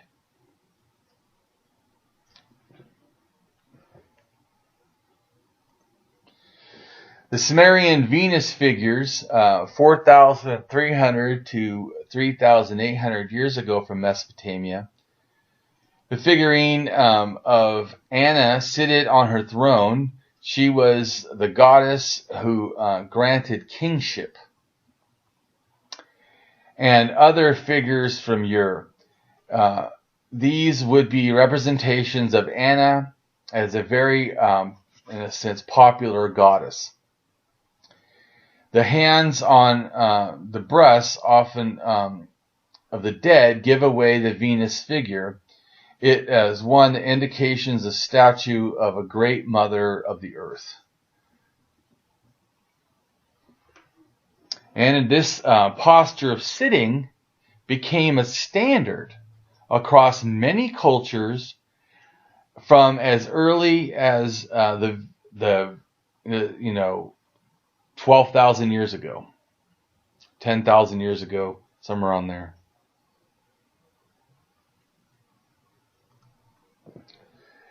So there's an Egyptian goddess who's, in a sense, sitting on a throne with Sphinx and a scepter, and she looks very similar to these other sitting goddesses. There's a drawing of that's almost exactly the same as the one from Egypt, but it's from Sicily, and it can show there may have connections with the Phoenician finds, exhibiting, in a sense, a strong Egyptian influence. And the goddess holds a lotus scepter, often seen attributed with Kisimic goddesses. And there's also a scarab, like plaque thing from Lebanon, which also has winged sun and star of Ashtar, planet Venus, and sitting on a throne with, sphinxes, or, lions with wings. And it also is similar to one seen in Phoenician scarabs, showing that there's a connected continuity with these different tradition and goddess beliefs. Hathor was a major goddess in ancient Egypt religion who played a wide variety of roles as a sky deity. There also has been depicted sitting with a child. And as a sky deity, she was a mother or consort of the sky of Horus and the sun god Ra, both of whom were connected with kingship, and thus she was a symbolic mother of their early representatives, the pharaohs. She was one of several goddesses who acted as the eye of Ra, or Ra's feminine side or counterpart. And this form, she was vengeful, and aspects also of protection from his enemies. Her beneficial side representing things like music, dance, joy, love, sexuality, and maternal care. And she was, in a sense, a cohort of several male deities, as well as supposed mother to several of their sons. These two sides of the goddess, exemplified in the Egyptian conception of femininity. Hathor crossed boundaries between believed both worlds, helping deceased souls in a transition to the afterlife.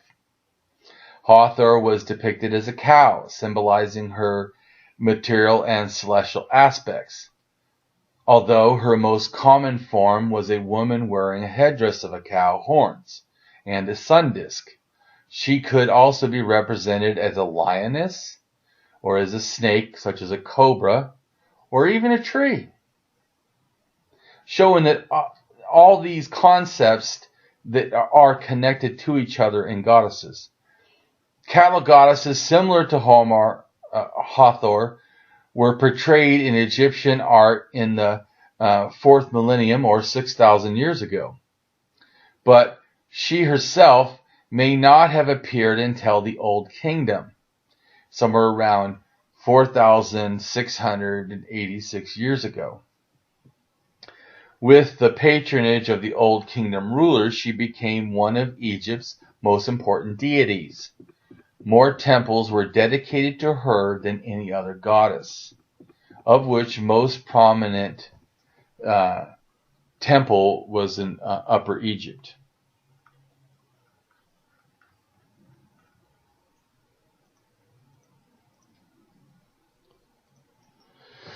So there's a real distribution of goddess that seem to connect from the beginning almost of the distribution of goddesses and till its full emergence.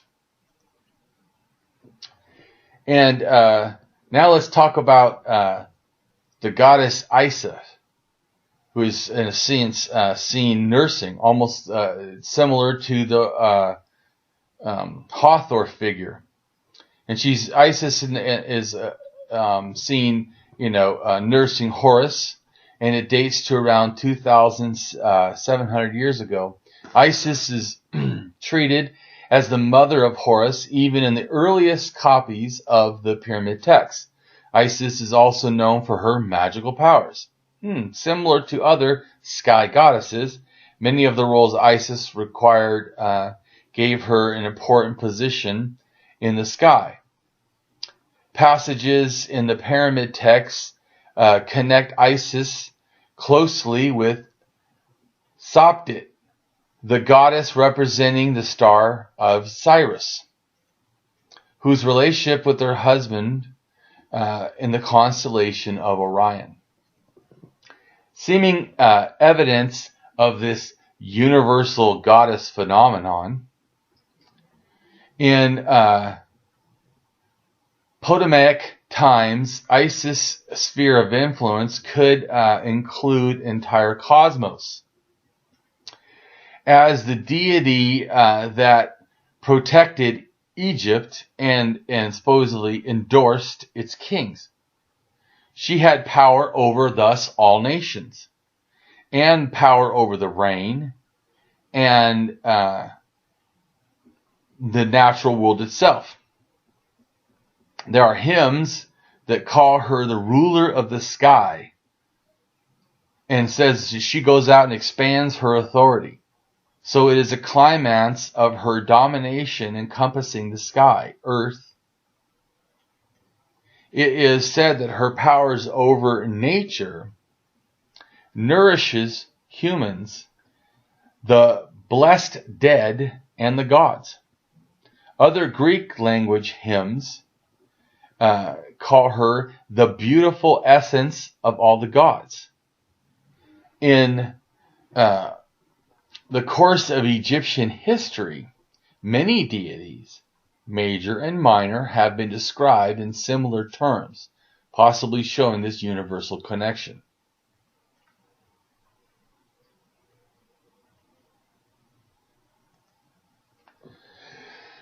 So 6,000 years ago to 7,000 years ago, there's the emergence of kurgans, which are burial mounds, and along with 7,000-year-old dolmens, or funeral ritual and other, journey to the sun stars, heavenly symbols to the stars, or just symbols of the heavens in general, or the place to reach the heavens, and possibly connects to ancestors as seen in shamanism and rock art of Siberia and Central Asia. Makes me wonder, not only is there a connection between dolmens and kurgans, but could there also be a connection to them and the ziggurats and pyramids? Experts now believe that the megaliths stood at the very heart of ritual practice for networking communities scattered across Western Europe and later into the Stone Age or Neolithic period, and that they had begun around 12,000 years ago. Their function was both earthly and celestial, a focus on rites concerning the movement of what are believed to be heavenly bodies across the sky, a memorial to communicate with the community's ancestors, a way of knowing the seasons, and just to create awe-inspiring sights. Dolmens, generally single-chamber ritual megaliths, date from around 7,000 to 6,000 years ago, likely emerging in Brittany, northern France. Kurgans, in a sense, burial mounds over a burial chamber, are around 7,000 to 6,000 years ago, likely emerging from Siberia or the Cossacks, and certainly by the Cossacks dated by 6,000 years ago. Except it seems there have been pre-Kurgan mounds in Siberia in the Novosibirsk region dating to around 7,000 years ago. Ziggurats multi-platform temples date to around 4,900 years ago, and seeing the emergence of Tel al-Yubrid is a typical site as a during early dynastic temple. Pyramids are, in a sense, multi-platformed or mountain-like tombs dating to around 4,700 years ago, likely emerged from Gris el-Mur or Sabrakir, only several hundred feet west of the Step Pyramid and the Buried Pyramid. Dolmens are a single chamber ritual megalith around 7,000 to 6,000 years ago. And astronomers have been exploring what might be described as the first astronomical observation tool, which a dolmen would be in some contexts. And potentially this used by prehistoric, humans around 6,000 years ago in Portugal. They suggest that a long, narrow entrance passage to these ancient stone or megalith tombs may have actually enhanced early human culture, allowing them to see into the sky to a certain point. The effect that could be interpreted as our ancestors gaining this special power, and also could be connecting to possibly not just looking at the stars, but the belief that the person being buried, in a sense, is being launched or aimed at the stars. And they suggest to me that they could have had this connection to the later belief in stars, like as in astrology, having constellations representing even human births. Dolmens used in this way seem like the features found in some of the pyramids, aiming to the stars, that could have been thought to actually be ancestors above, the place where they go. It is possible to reason to think that these ghosts of life in the skies or stars could relate to things like the later zodiac, could also relate in some way to sky burial theory in general, as possible origins at least 12,000 to 30,000 years ago. Dolmens reached Britain, Ireland, and southern Scandinavia about 6,000 years ago. Sites in Central and Southern Europe are constructed at similar date. There are generally all regarded as tombs or burial chambers, despite the absence of clear evidence of always being a burial. Human remains, sometimes accompanied by artifacts, have been found in or close to dolmens, which could signify using ideas that they were connected to the graves. Human remains, though, are not always found. It is, in a sense, impossible to prove that these remains are connected to the stones or at the same time that they were placed.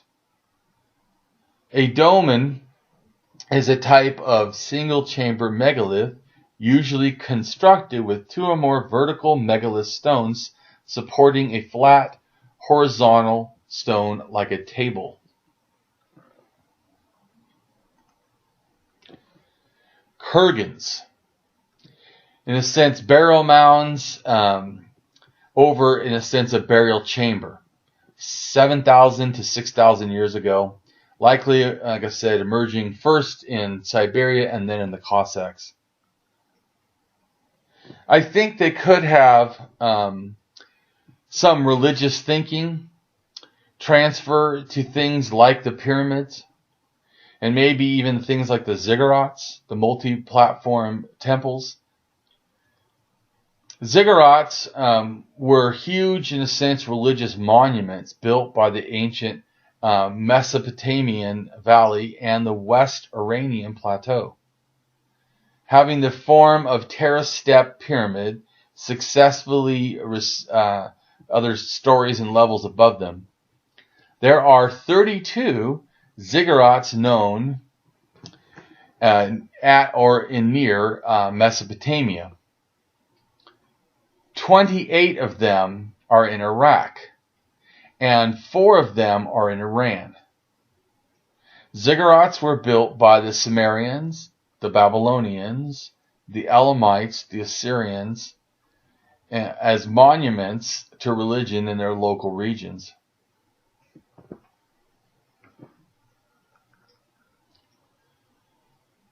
The probable precursors of the ziggurats and temples supported platform terrace date to the Huyuk period, about 6,000 years ago. The earliest ziggurats probably date to a later part of the early Paganistic period of Sumer. Tepe Stok ziggurat in Iran was built around 5,000 years ago, and the oldest settlement in Stok date to around 8,000 years ago to 7,500 years ago.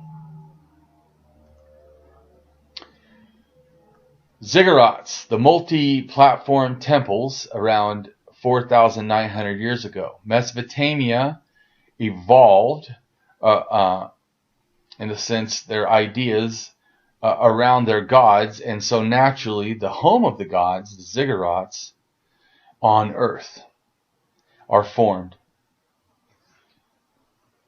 The movement towards this urbanization began based upon the analysis of grave goods as one increasingly polarized social stratification and the decreasing of the egalitarianism before, which has been described as a trans-egalitarian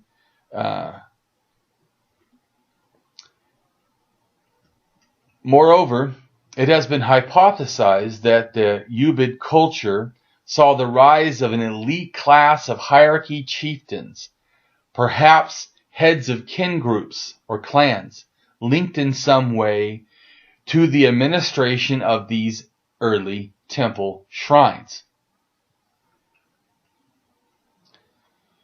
Like the temple of Sumerian mother goddess Nimhag, like the temple at Catal, this too is surrounded by oval-shaped enclosure walls. Tel al-Ubud, a low small tel site, is proposed Sumerian town lying on the Euphrates, about 4 miles northwest of the nearby city of Ur. The majority of the remains from the Uyghur period, for which Tel al-Ubud is the type of site, is early diagnostic temples at the highest point.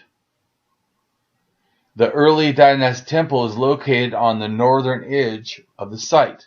The temple of Nimharg, goddess of childbirth and divine protector of animals.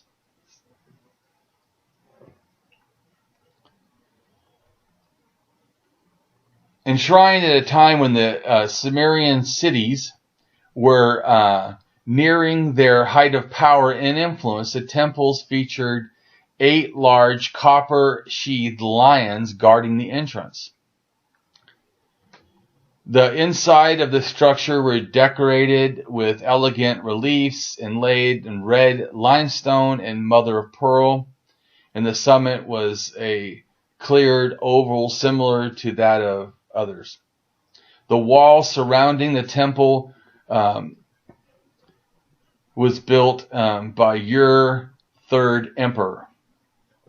Also found at Tel al-Yub was the lower levels of Tel held smaller houses made from reeds that dated from an earlier period with similar huts along with primitive pottery.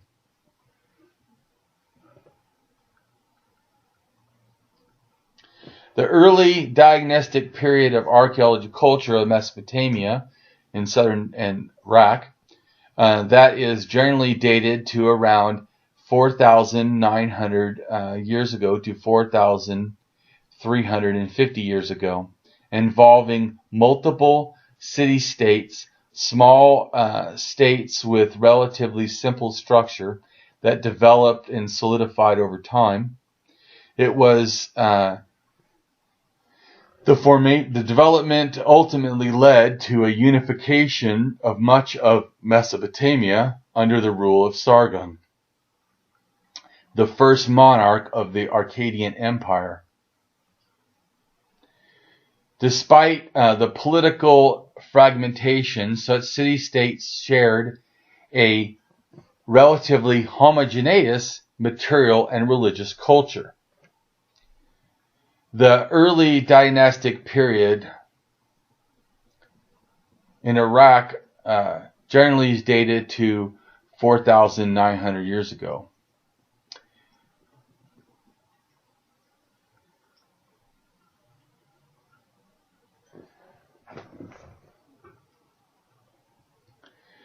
So let's get to pyramids. So pyramids are multi-platform tombs dated to around 4,700 years ago. Pyramids, like the pyramids of Djoser, a step pyramid, or a proto-pyramid with the levels on four sides. The step pyramid is the only pyramid in the Old Kingdom that 11 of the king's daughters were buried aside. The pyramid of Djoser was built for the burial of the pharaoh of Djoser, intended to hold his mummified body. There were the oldest type of Egyptian pyramids and were the precursors for what we now consider the true pyramids, built with more smooth sides.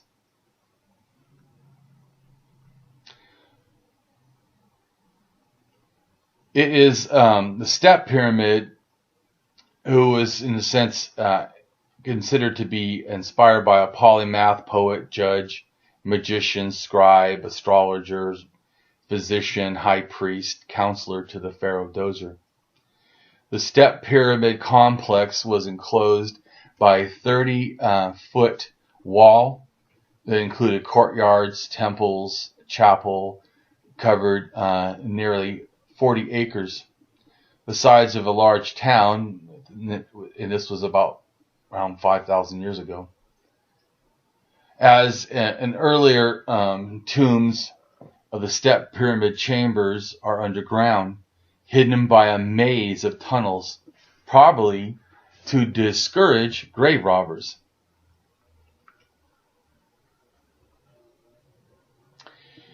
Now let's get to the pyramids of China. Pyramids of China are pyramidal-shaped tomb structures. I think also connect to kurgans. In Inner Mongolia region of northern China, Chinese archaeologists have discovered pyramids which have dated to around or more than 5,000 years ago. Archaeologists have also suggested that a three-step pyramid belonging to the Hong San culture period of around 5,000 to 6,000 years ago during the Stone Age. It was the top of the pyramid. The archaeologists found several tombs and the ruins of an altar. Interesting, because in a sense, pyramids in Egypt are just relatively tombs, where ziggurats are relatively not tombs, but actually like altars or places of worship. And so it's interesting that in China we see one at an older date acting as both, or possibly both. Also found were many fragments of broken carved pottery and Chinese characters. They have discovered bone flutes and a stone ring and a life-size sculpture of a goddess. The term Chinese pyramid refers to pyramidal structure shapes in China. Most ancient are burial mounds built to house the remains of several of the early emperors of China and their imperial relatives. Sounds almost like Egypt. About 38 of them are located northwest in Exin, Qinghai province. Most fragments are from the first Qin emperor.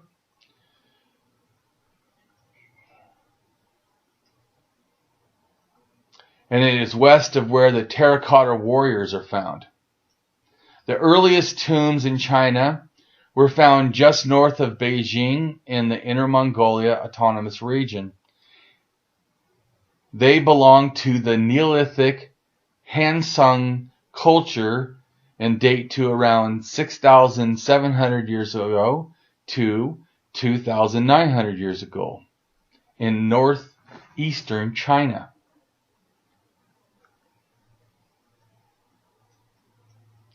The Han-Sung culture is known for its jade pig dragons and other dragons, clay figurines, including figurines of pregnant women, have also found throughout site. Small copper rings were excavated. Origin of the bronze in China indicate they contained lead with high things that connect to the Yellow River, and around 3,400 years ago. Discoveries of an underground temple complex, which a hidden altar also containing charms. The temple was constructed of stone platforms and paneled walls.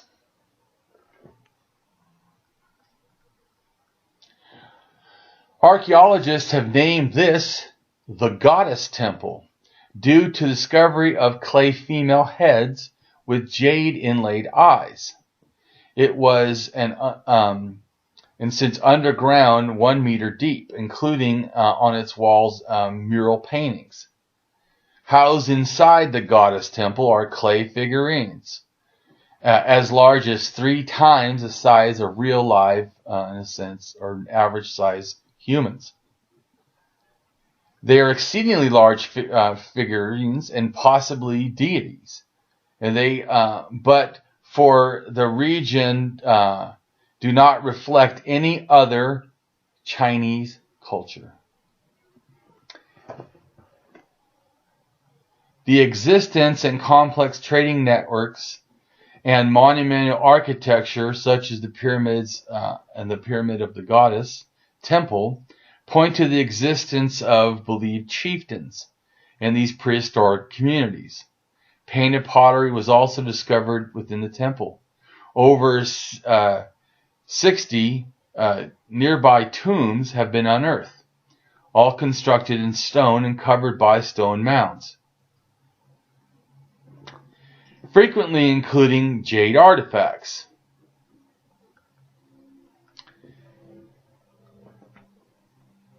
Entombed inside were sculptures also of dragons and tortoises. It has been suggested that religious sacrifice might have been performed within the Han-Sung culture in northeast China. Han-Sung culture was preceded by the Xinglonghua culture around, and then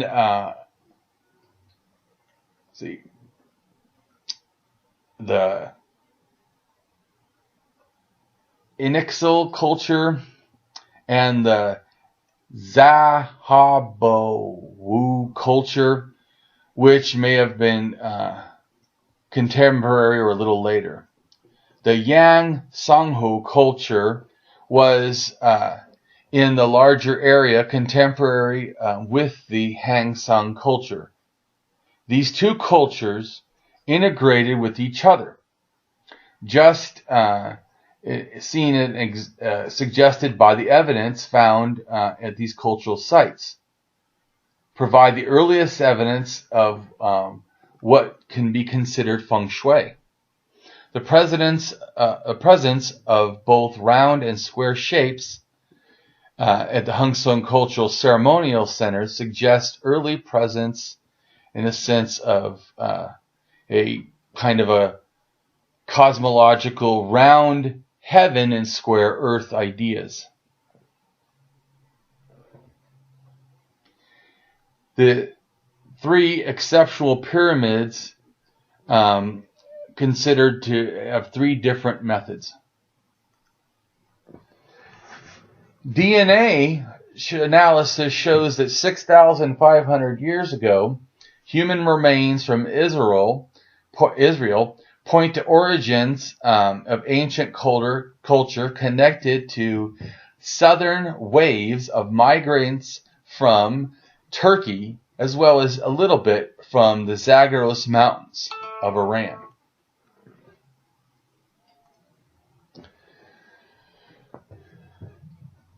The Grasulian star is a mysterious 6,000-year-old mural found in Jordan, with very, very close similarities to the Ishtar Ayana worship star from 6,000 years ago to 5,100 years ago, called the Star of Ishtar.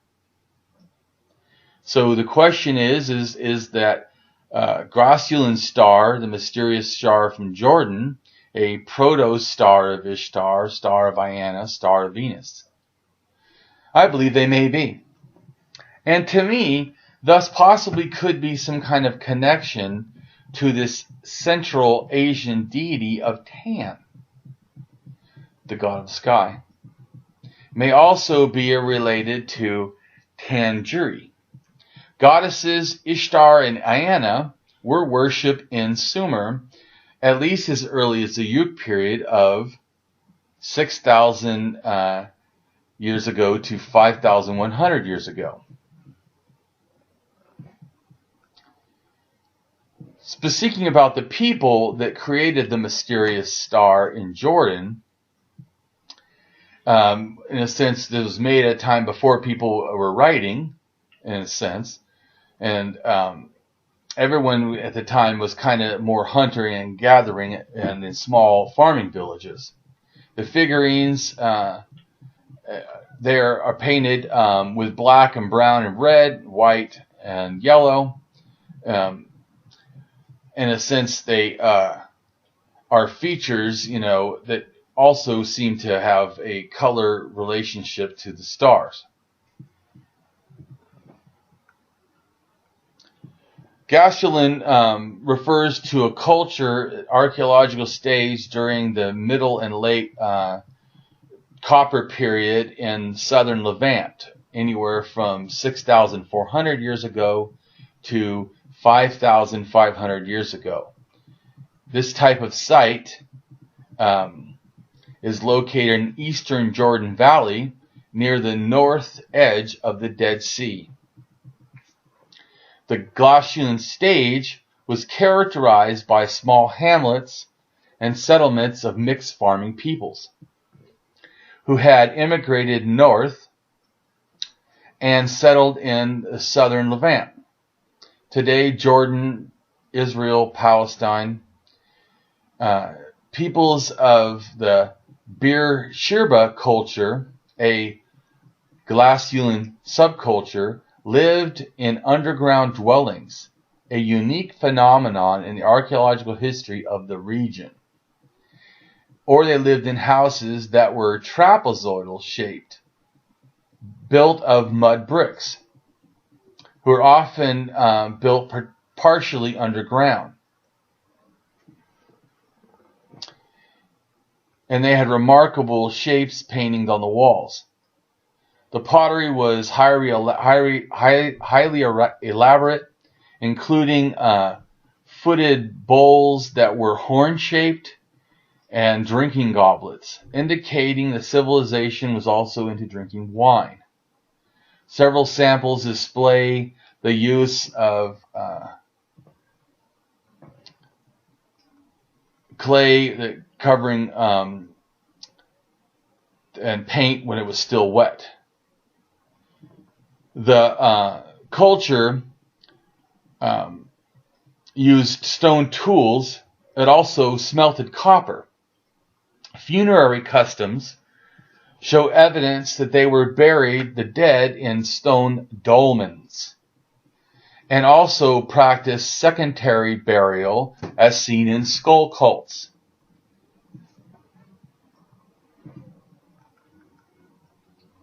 Settlements belonging to the Glacian culture have been identified as numerous other sites in what is today southern Israel, especially in the region of Beersheba, where elaborate underground dwellings have been excavated. The Glacian culture correlates closely with the Armenian of Egypt, and also seems to identify distance of bird vessels as seen in the cultures of Crete and the Minoans. Between 5,800 years ago and 5,350 years ago, the Glacian culture emerged based on economies specializing in smelting copper that Sumerian cities imported from southern Levant, and the copper from the upper Euphrates. The Glacians also erected dolmen monuments and similar megalith burial structures found not only in Western Europe, but also connected to the Western Cossacks. And in the Western Cossacks, an interesting thing is there's a distribution of dolmen sites that almost looks like the 12 constellations of the zodiac. Anyways, an unexpected link for the Huyuk depressions of the Cossacks has been suggested. The fine metalwork discovered includes craftsmen in a period that could stretch from 7,000 to 5,500. And there's niches of burial in a protected valuable cultural artifacts, possibly in a sense from temple sites.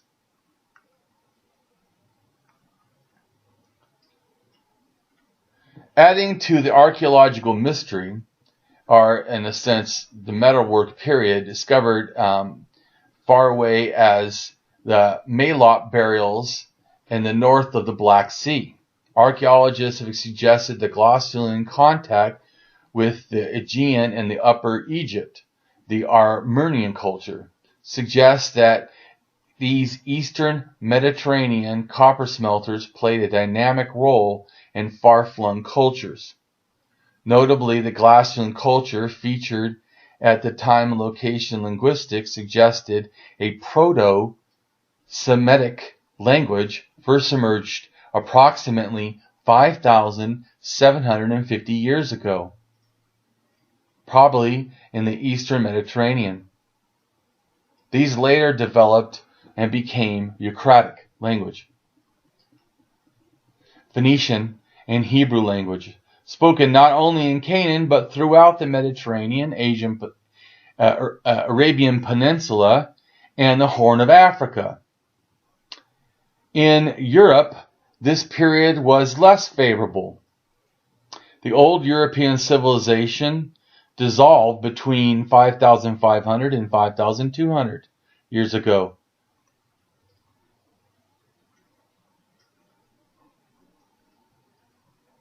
Despite the ancient Sumer, early Mesopotamia has already, in a sense, shown a genetic structure that affects the Sumerian expansions, reshaping the in a sense, genetic landscape.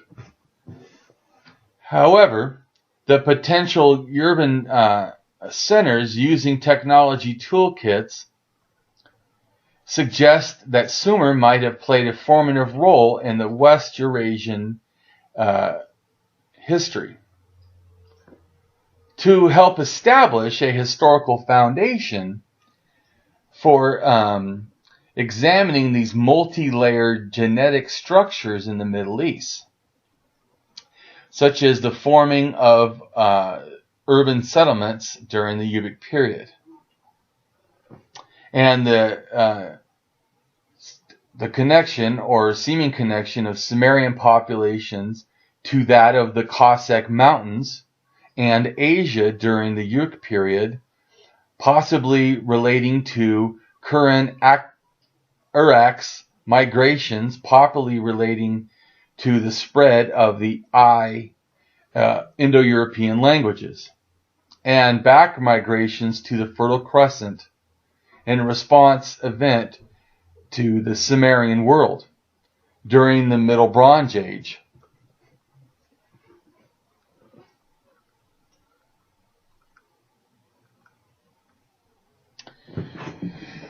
Now, the graviton,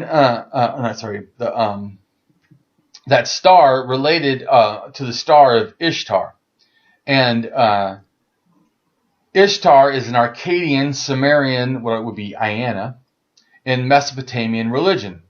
She's a goddess of war and sexual love.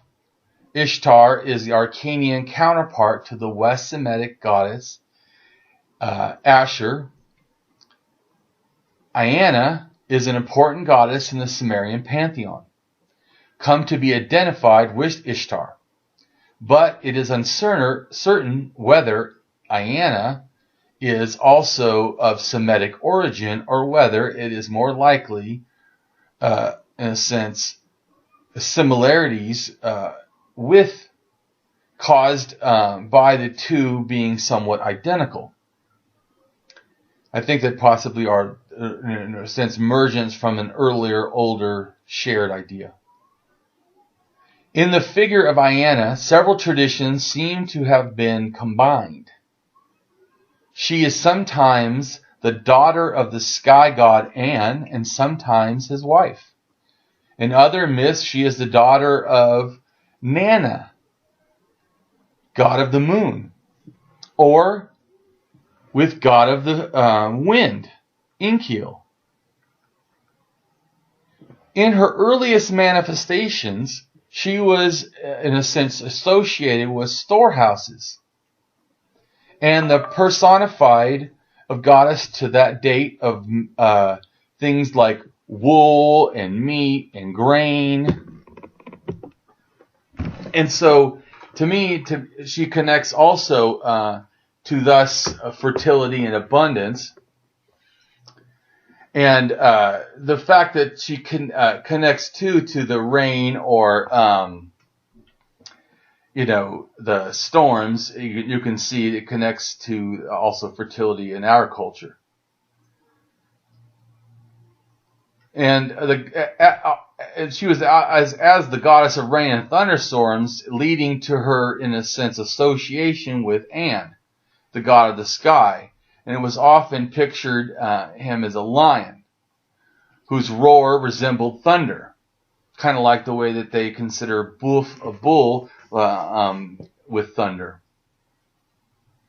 The power attributed to her in a war may have arisen from the connection with storms.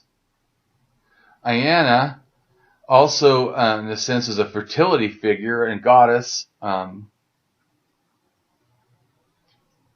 Iana's, or Ishtar's, primary legacy from the Sumerian tradition is her role in fertility.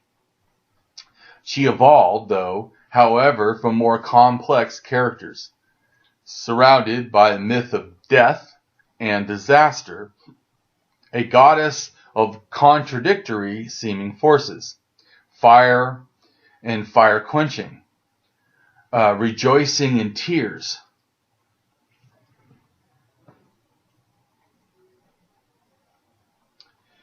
The Akkadian Ishtar is also to a greater extent, and in the sense, a deity associated with the planet Venus. With Shamash, the sun god, and Sin, the moon god, she forms the secondary ancestral and sense triad. Her popularity was universal in the ancient Mideast, and in many cultures worshipped, presumably in numerous local goddess names. In later myths, she was known as the Queen of the Universe, taking on the powers of An, Il, and Iki. The Sumerian goddess Iana, later called in Babylonian Ishtar. Iana was queen of the heaven. Iana appears in more myths than any other Sumerian deity. Many of her myths involve her taking over domains of other deities.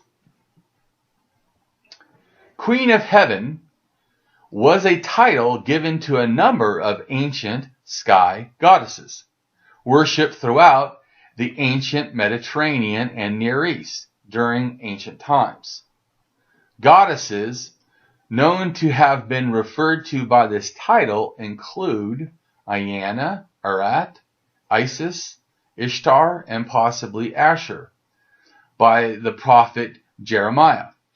In Greco-Roman times, Hera and her Roman aspect Juno bore this title. Forms and the content of worship varied. In modern times, the title Queen of Heaven is used in contemporary pagans, generally referring to the great goddess, while Catholics and Orthodox and some Anglican Christians now simply see it as the ancient title for Mary, the mother of Jesus. Interesting. There is a connection of Iana and Ishtar's most famous myth with the story of her descent and return from the underworld. The ancient Sumerian underworld myth, which attempts to conquer the domain of the underworld. And she is said to have come back 3 days later. Interesting. And Iana is an ancient Mesopotamian goddess associated with love, war, fertility, justice, political power. She was originally worshipped in Sumer and was later worshipped by the Akkadians, the Babylonians, the Assyrians under other names as Ishtar. She was known as the Queen of Heaven and was the patron goddess of Ine Temple, the city of Huyuk, which was her main cult center. She was associated with the planet Venus. Her most prominent symbol included a lion and the 8-pointed star. Her husband was a god Dumnuz, and her personal attendant and was the goddess Nim Shamur, who later became a male deity. Iana was worshipped in Sumer at least 6,000 years ago or older. She became one of the most widely venerated deities in the Sumerian pantheon, with temples stretched across Mesopotamia. The cult of Iana or Ashtar, which may have been associated with a variety of sexual rites, includes the sexual rite of homosexuality, transvestitism, and the like, with priests, and sacred prostitution was continued by the East Semitic-speaking peoples who succeeded the Sumerians in the region. She was especially beloved by the Assyrians, who equated her to become the highest deity in their pantheon, ranking above their own national god. Inanna Ashtar alluded in the Hebrew Bible, and she influenced the Phoenician goddess Ashtar, who later influences the development of the Greek goddess Aphrodite. Although the title Queen of Heaven often appears in many different goddesses throughout antiquity, Inanna is the one to whom the title is given the most number of times. In fact, Inanna's name is commonly derived from Nin Anna, which literally means Queen of Heaven. In ancient Sumerian, it comes into the words of Nin, meaning lady, and An, meaning sky. Although the cuneiform sign for her name is historically a figure of the two. In several myths, Inanna becomes described as being the daughter of Nina, an ancient Sumerian goddess of the moon. In other texts, however, she's described as something else. There's a thing where she replies in the underroom, I am Inanna, Queen of Heaven, on my way to the east. Her cult was deeply embedded in Mesopotamia and also among the Canaanites to the west. And as a transformation from a Venus as a male deity to Ishtar, a female goddess by the in the link with Ishtar, Tamizud, and others like Sibyl, in a sense, could be all part of a great mother goddess cult. The goddesses, the Queen of Heavens, who worshipped and Jeremiah so vehemently opposed, many have been possible Ashtar. Ashtar is the name of the goddess as known from the northwest Semitic regions in origin and function to the goddess of Ishtar in Mesopotamian texts. Another translation is Ashtar. Another name for the goddess include the Hebrew Ashtaru. Eucratic deities. So about 5,600 years old tomb with a male burial figure, possibly a god, and other artifacts along with one of the first mummies that predates the first dynasty pharaohs. So sometime before the pharaohs took hold, in a sense, male gods were certainly enthroned. And there's an interesting connection, too, with the Egyptian and the language in the Sinai and Phoenician alphabet and the Greek alphabet and even the Roman all seem to have a general kind of a connection.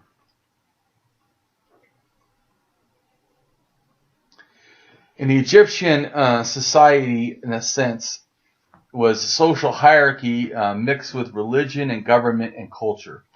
And the Mesopotamian social hierarchy mixed religion, government, and culture also.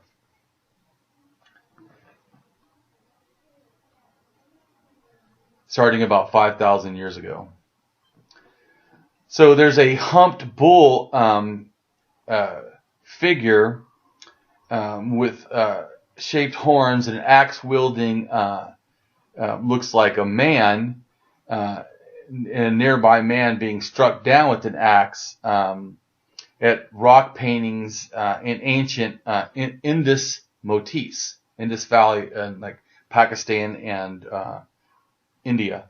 Depictions of bulls with decorated horns constitute the prominence of Indus figures, especially for the Copper Age rock art. from around 4,500 years ago in the Indus period. The hump bull obviously held a potential religious symbolism.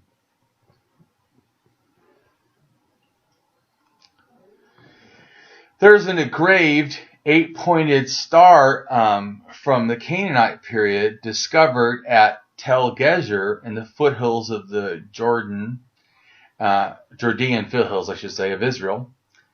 And there's also a Canaanite culture in Israel about 3,600 years ago that seems to show a connection to both the star of Ashtar and Egyptian ideas of goddesses. Also of note, there's a ritualistic religious item seeming integrating, the scarab dating to the Canaanite period, also discovered. And Ashur, in a sense, the Hellenized form of the Middle Eastern goddesses, Ashtar, the North Semitic, a form of Ishtar, the East Semitic, worshipped for the Bronze Age through classical antiquity, the name particularly associated with her worship in the ancient Levant among the Canaanites and the Phoenicians. She also is celebrated in Egypt following the Levant cults there. The name Ashtar is sometimes applied to cults in Mesopotamia, like Assyria and Babylon. Ashtar is one of the number of names associated with the chief goddess or female deity of those people recorded in Arcanian. The masculine form of Ishtar in Uralic and Phoenician, such as Hebrew, also has variations of the name.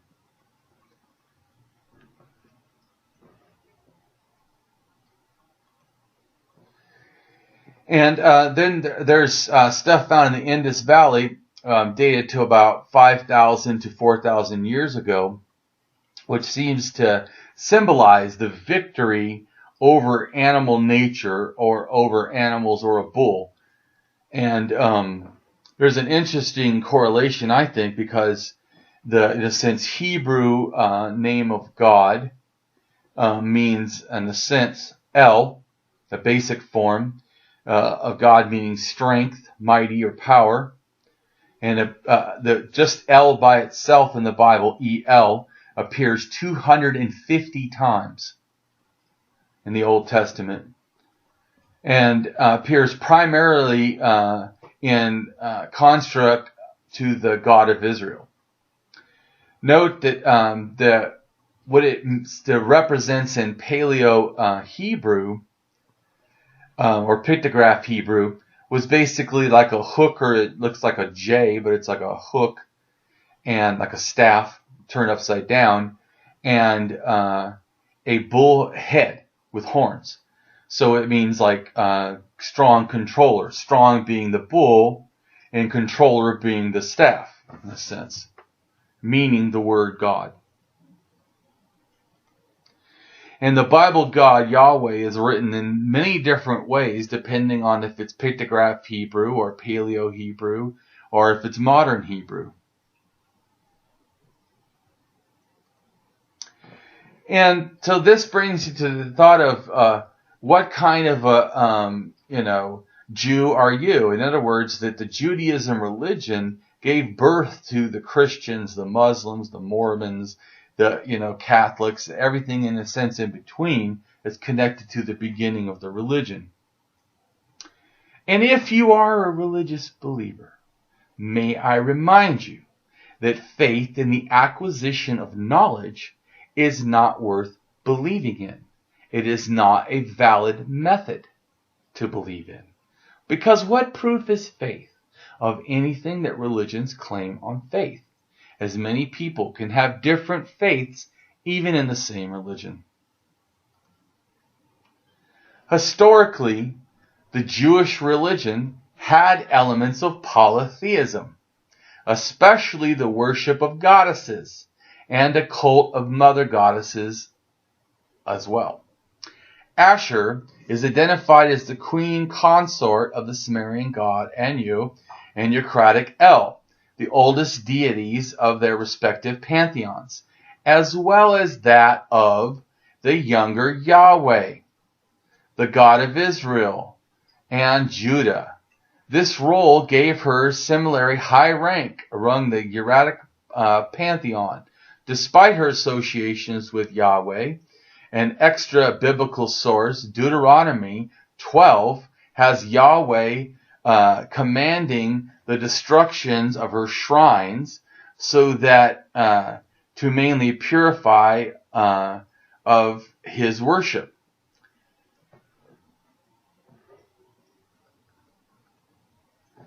Which, like Elet means goddess, is clearly associated with Ashur and the Phoenician history, because the same common epithet, Eleth, a goddess par excellence, was used to describe her in Eucratic.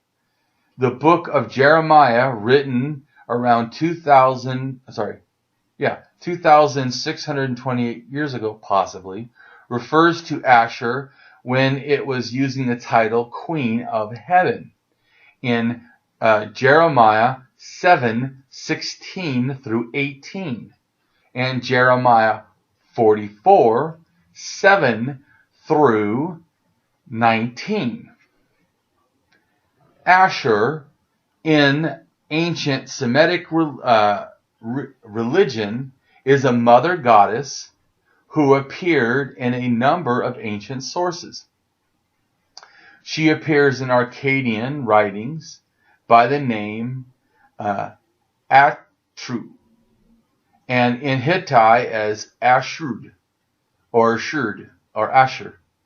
generally considered identical with the Eucratic goddess. She is also called Elephet, goddess, the feminine form of El, compared to Alat, or holiness. In Akkadian texts appears the wife of Atum, the god of heaven. In contrast, she is believed to be linked to the Mesopotamian goddess Ishtar, who is sometimes saw as the daughter of Anu, while in the Eucratic myth, Ashur is one of the daughters of El, and the West Semitic counterpart of Anu. Also, among the Hittites in Turkey, the goddess appears as a consort of Ekenura, El of the creator of the earth, and the mother of either 77 or 88 sons. Along with the Amarna letters, a king of the Amorites is named the servant of Ashur.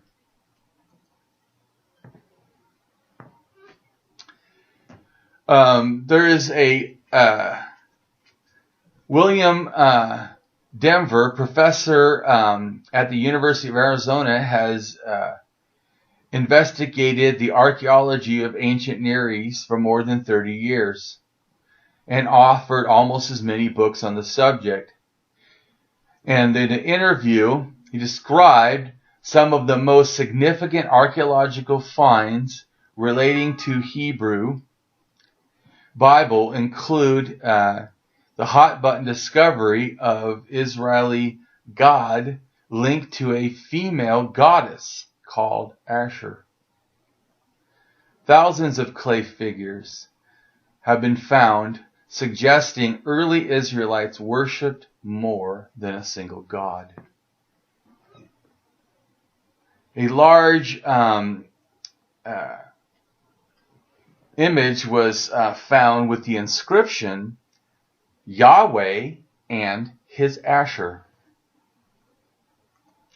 Between 3,000 years ago and to the beginning of the exile, around 2,586 years ago, polytheism progressed. Organized paganism was normal throughout Israel. It was only after the exile that worship of Yahweh alone became established, and thus monotheism. And possibly only as late as the time of the Maccabees, about 2,200 years ago, that monotheism became universal among the Jews. Some biblical scholars even say that Asher at the time was worshipped as the consort or spouse of Yahweh, the national God of Israel. There are references to the worship of numerous gods throughout Kings. Solomon builds temples to many gods, and there is reported to a cutting down of the Asherah statues in the temple of Solomon, built for Yahweh in 2 Kings 23:14. Joshua's grandfather had erected one such statue, as referred to in 2 Kings 21:7. Further evidence includes, for example, the 8th century combination of iconography and inscription discovered at northern Syria desert, where storage jars full of anthropomorphic figures and several inscriptions are found. The inscriptions found refer not only to Yahweh, but to El and Baal, and include the two phrases Yahweh of Samara and his Asher, Yahweh of Taham and his Asher. The reference to the capital of Israel and the capital in Edom suggests that Yahweh had a temple in Samarna, while raising questions about the relationship between Yahweh and Kas, the national god of Elam. The Asher was most likely a cultic object, although the relationship with this object has sometimes been signified in connection to trees. To Yahweh and to the goddess Asher, his consort, El, is unclear. It has been suggested that the Israelites might have considered Asher as a consort of Baal due to the anti-Asher iconography, which was influenced by the history in the Bible at later periods of the monarchy. Another inscription called Yahweh and his Asher appears a cow feeding a calf. If Asher is associated with Hathor, it can be assumed that the cow that is being referred to is Asher.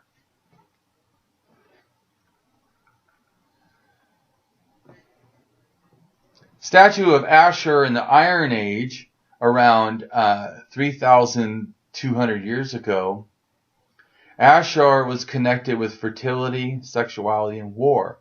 Her symbol were the lion, the horse, and the sphinx, and a dove, along with a star within a circle indicating the planet Venus. Pictorial representation of her show her naked. Sounds almost like the Egyptian. Asher was accepted by the Greeks under the name Aphrodite. The island of Cyprus, one of the Asher's greatest faith centers, supplied the name Cyprus, probably as Aphrodite, was most common. Asher was worshipped in ancient Israel as a consort of El, or the wife of El, and in Judah as the wife of Yahweh, and the Queen of Heaven the Hebrews baked small cakes for her at the festival. Thank you, and that's it.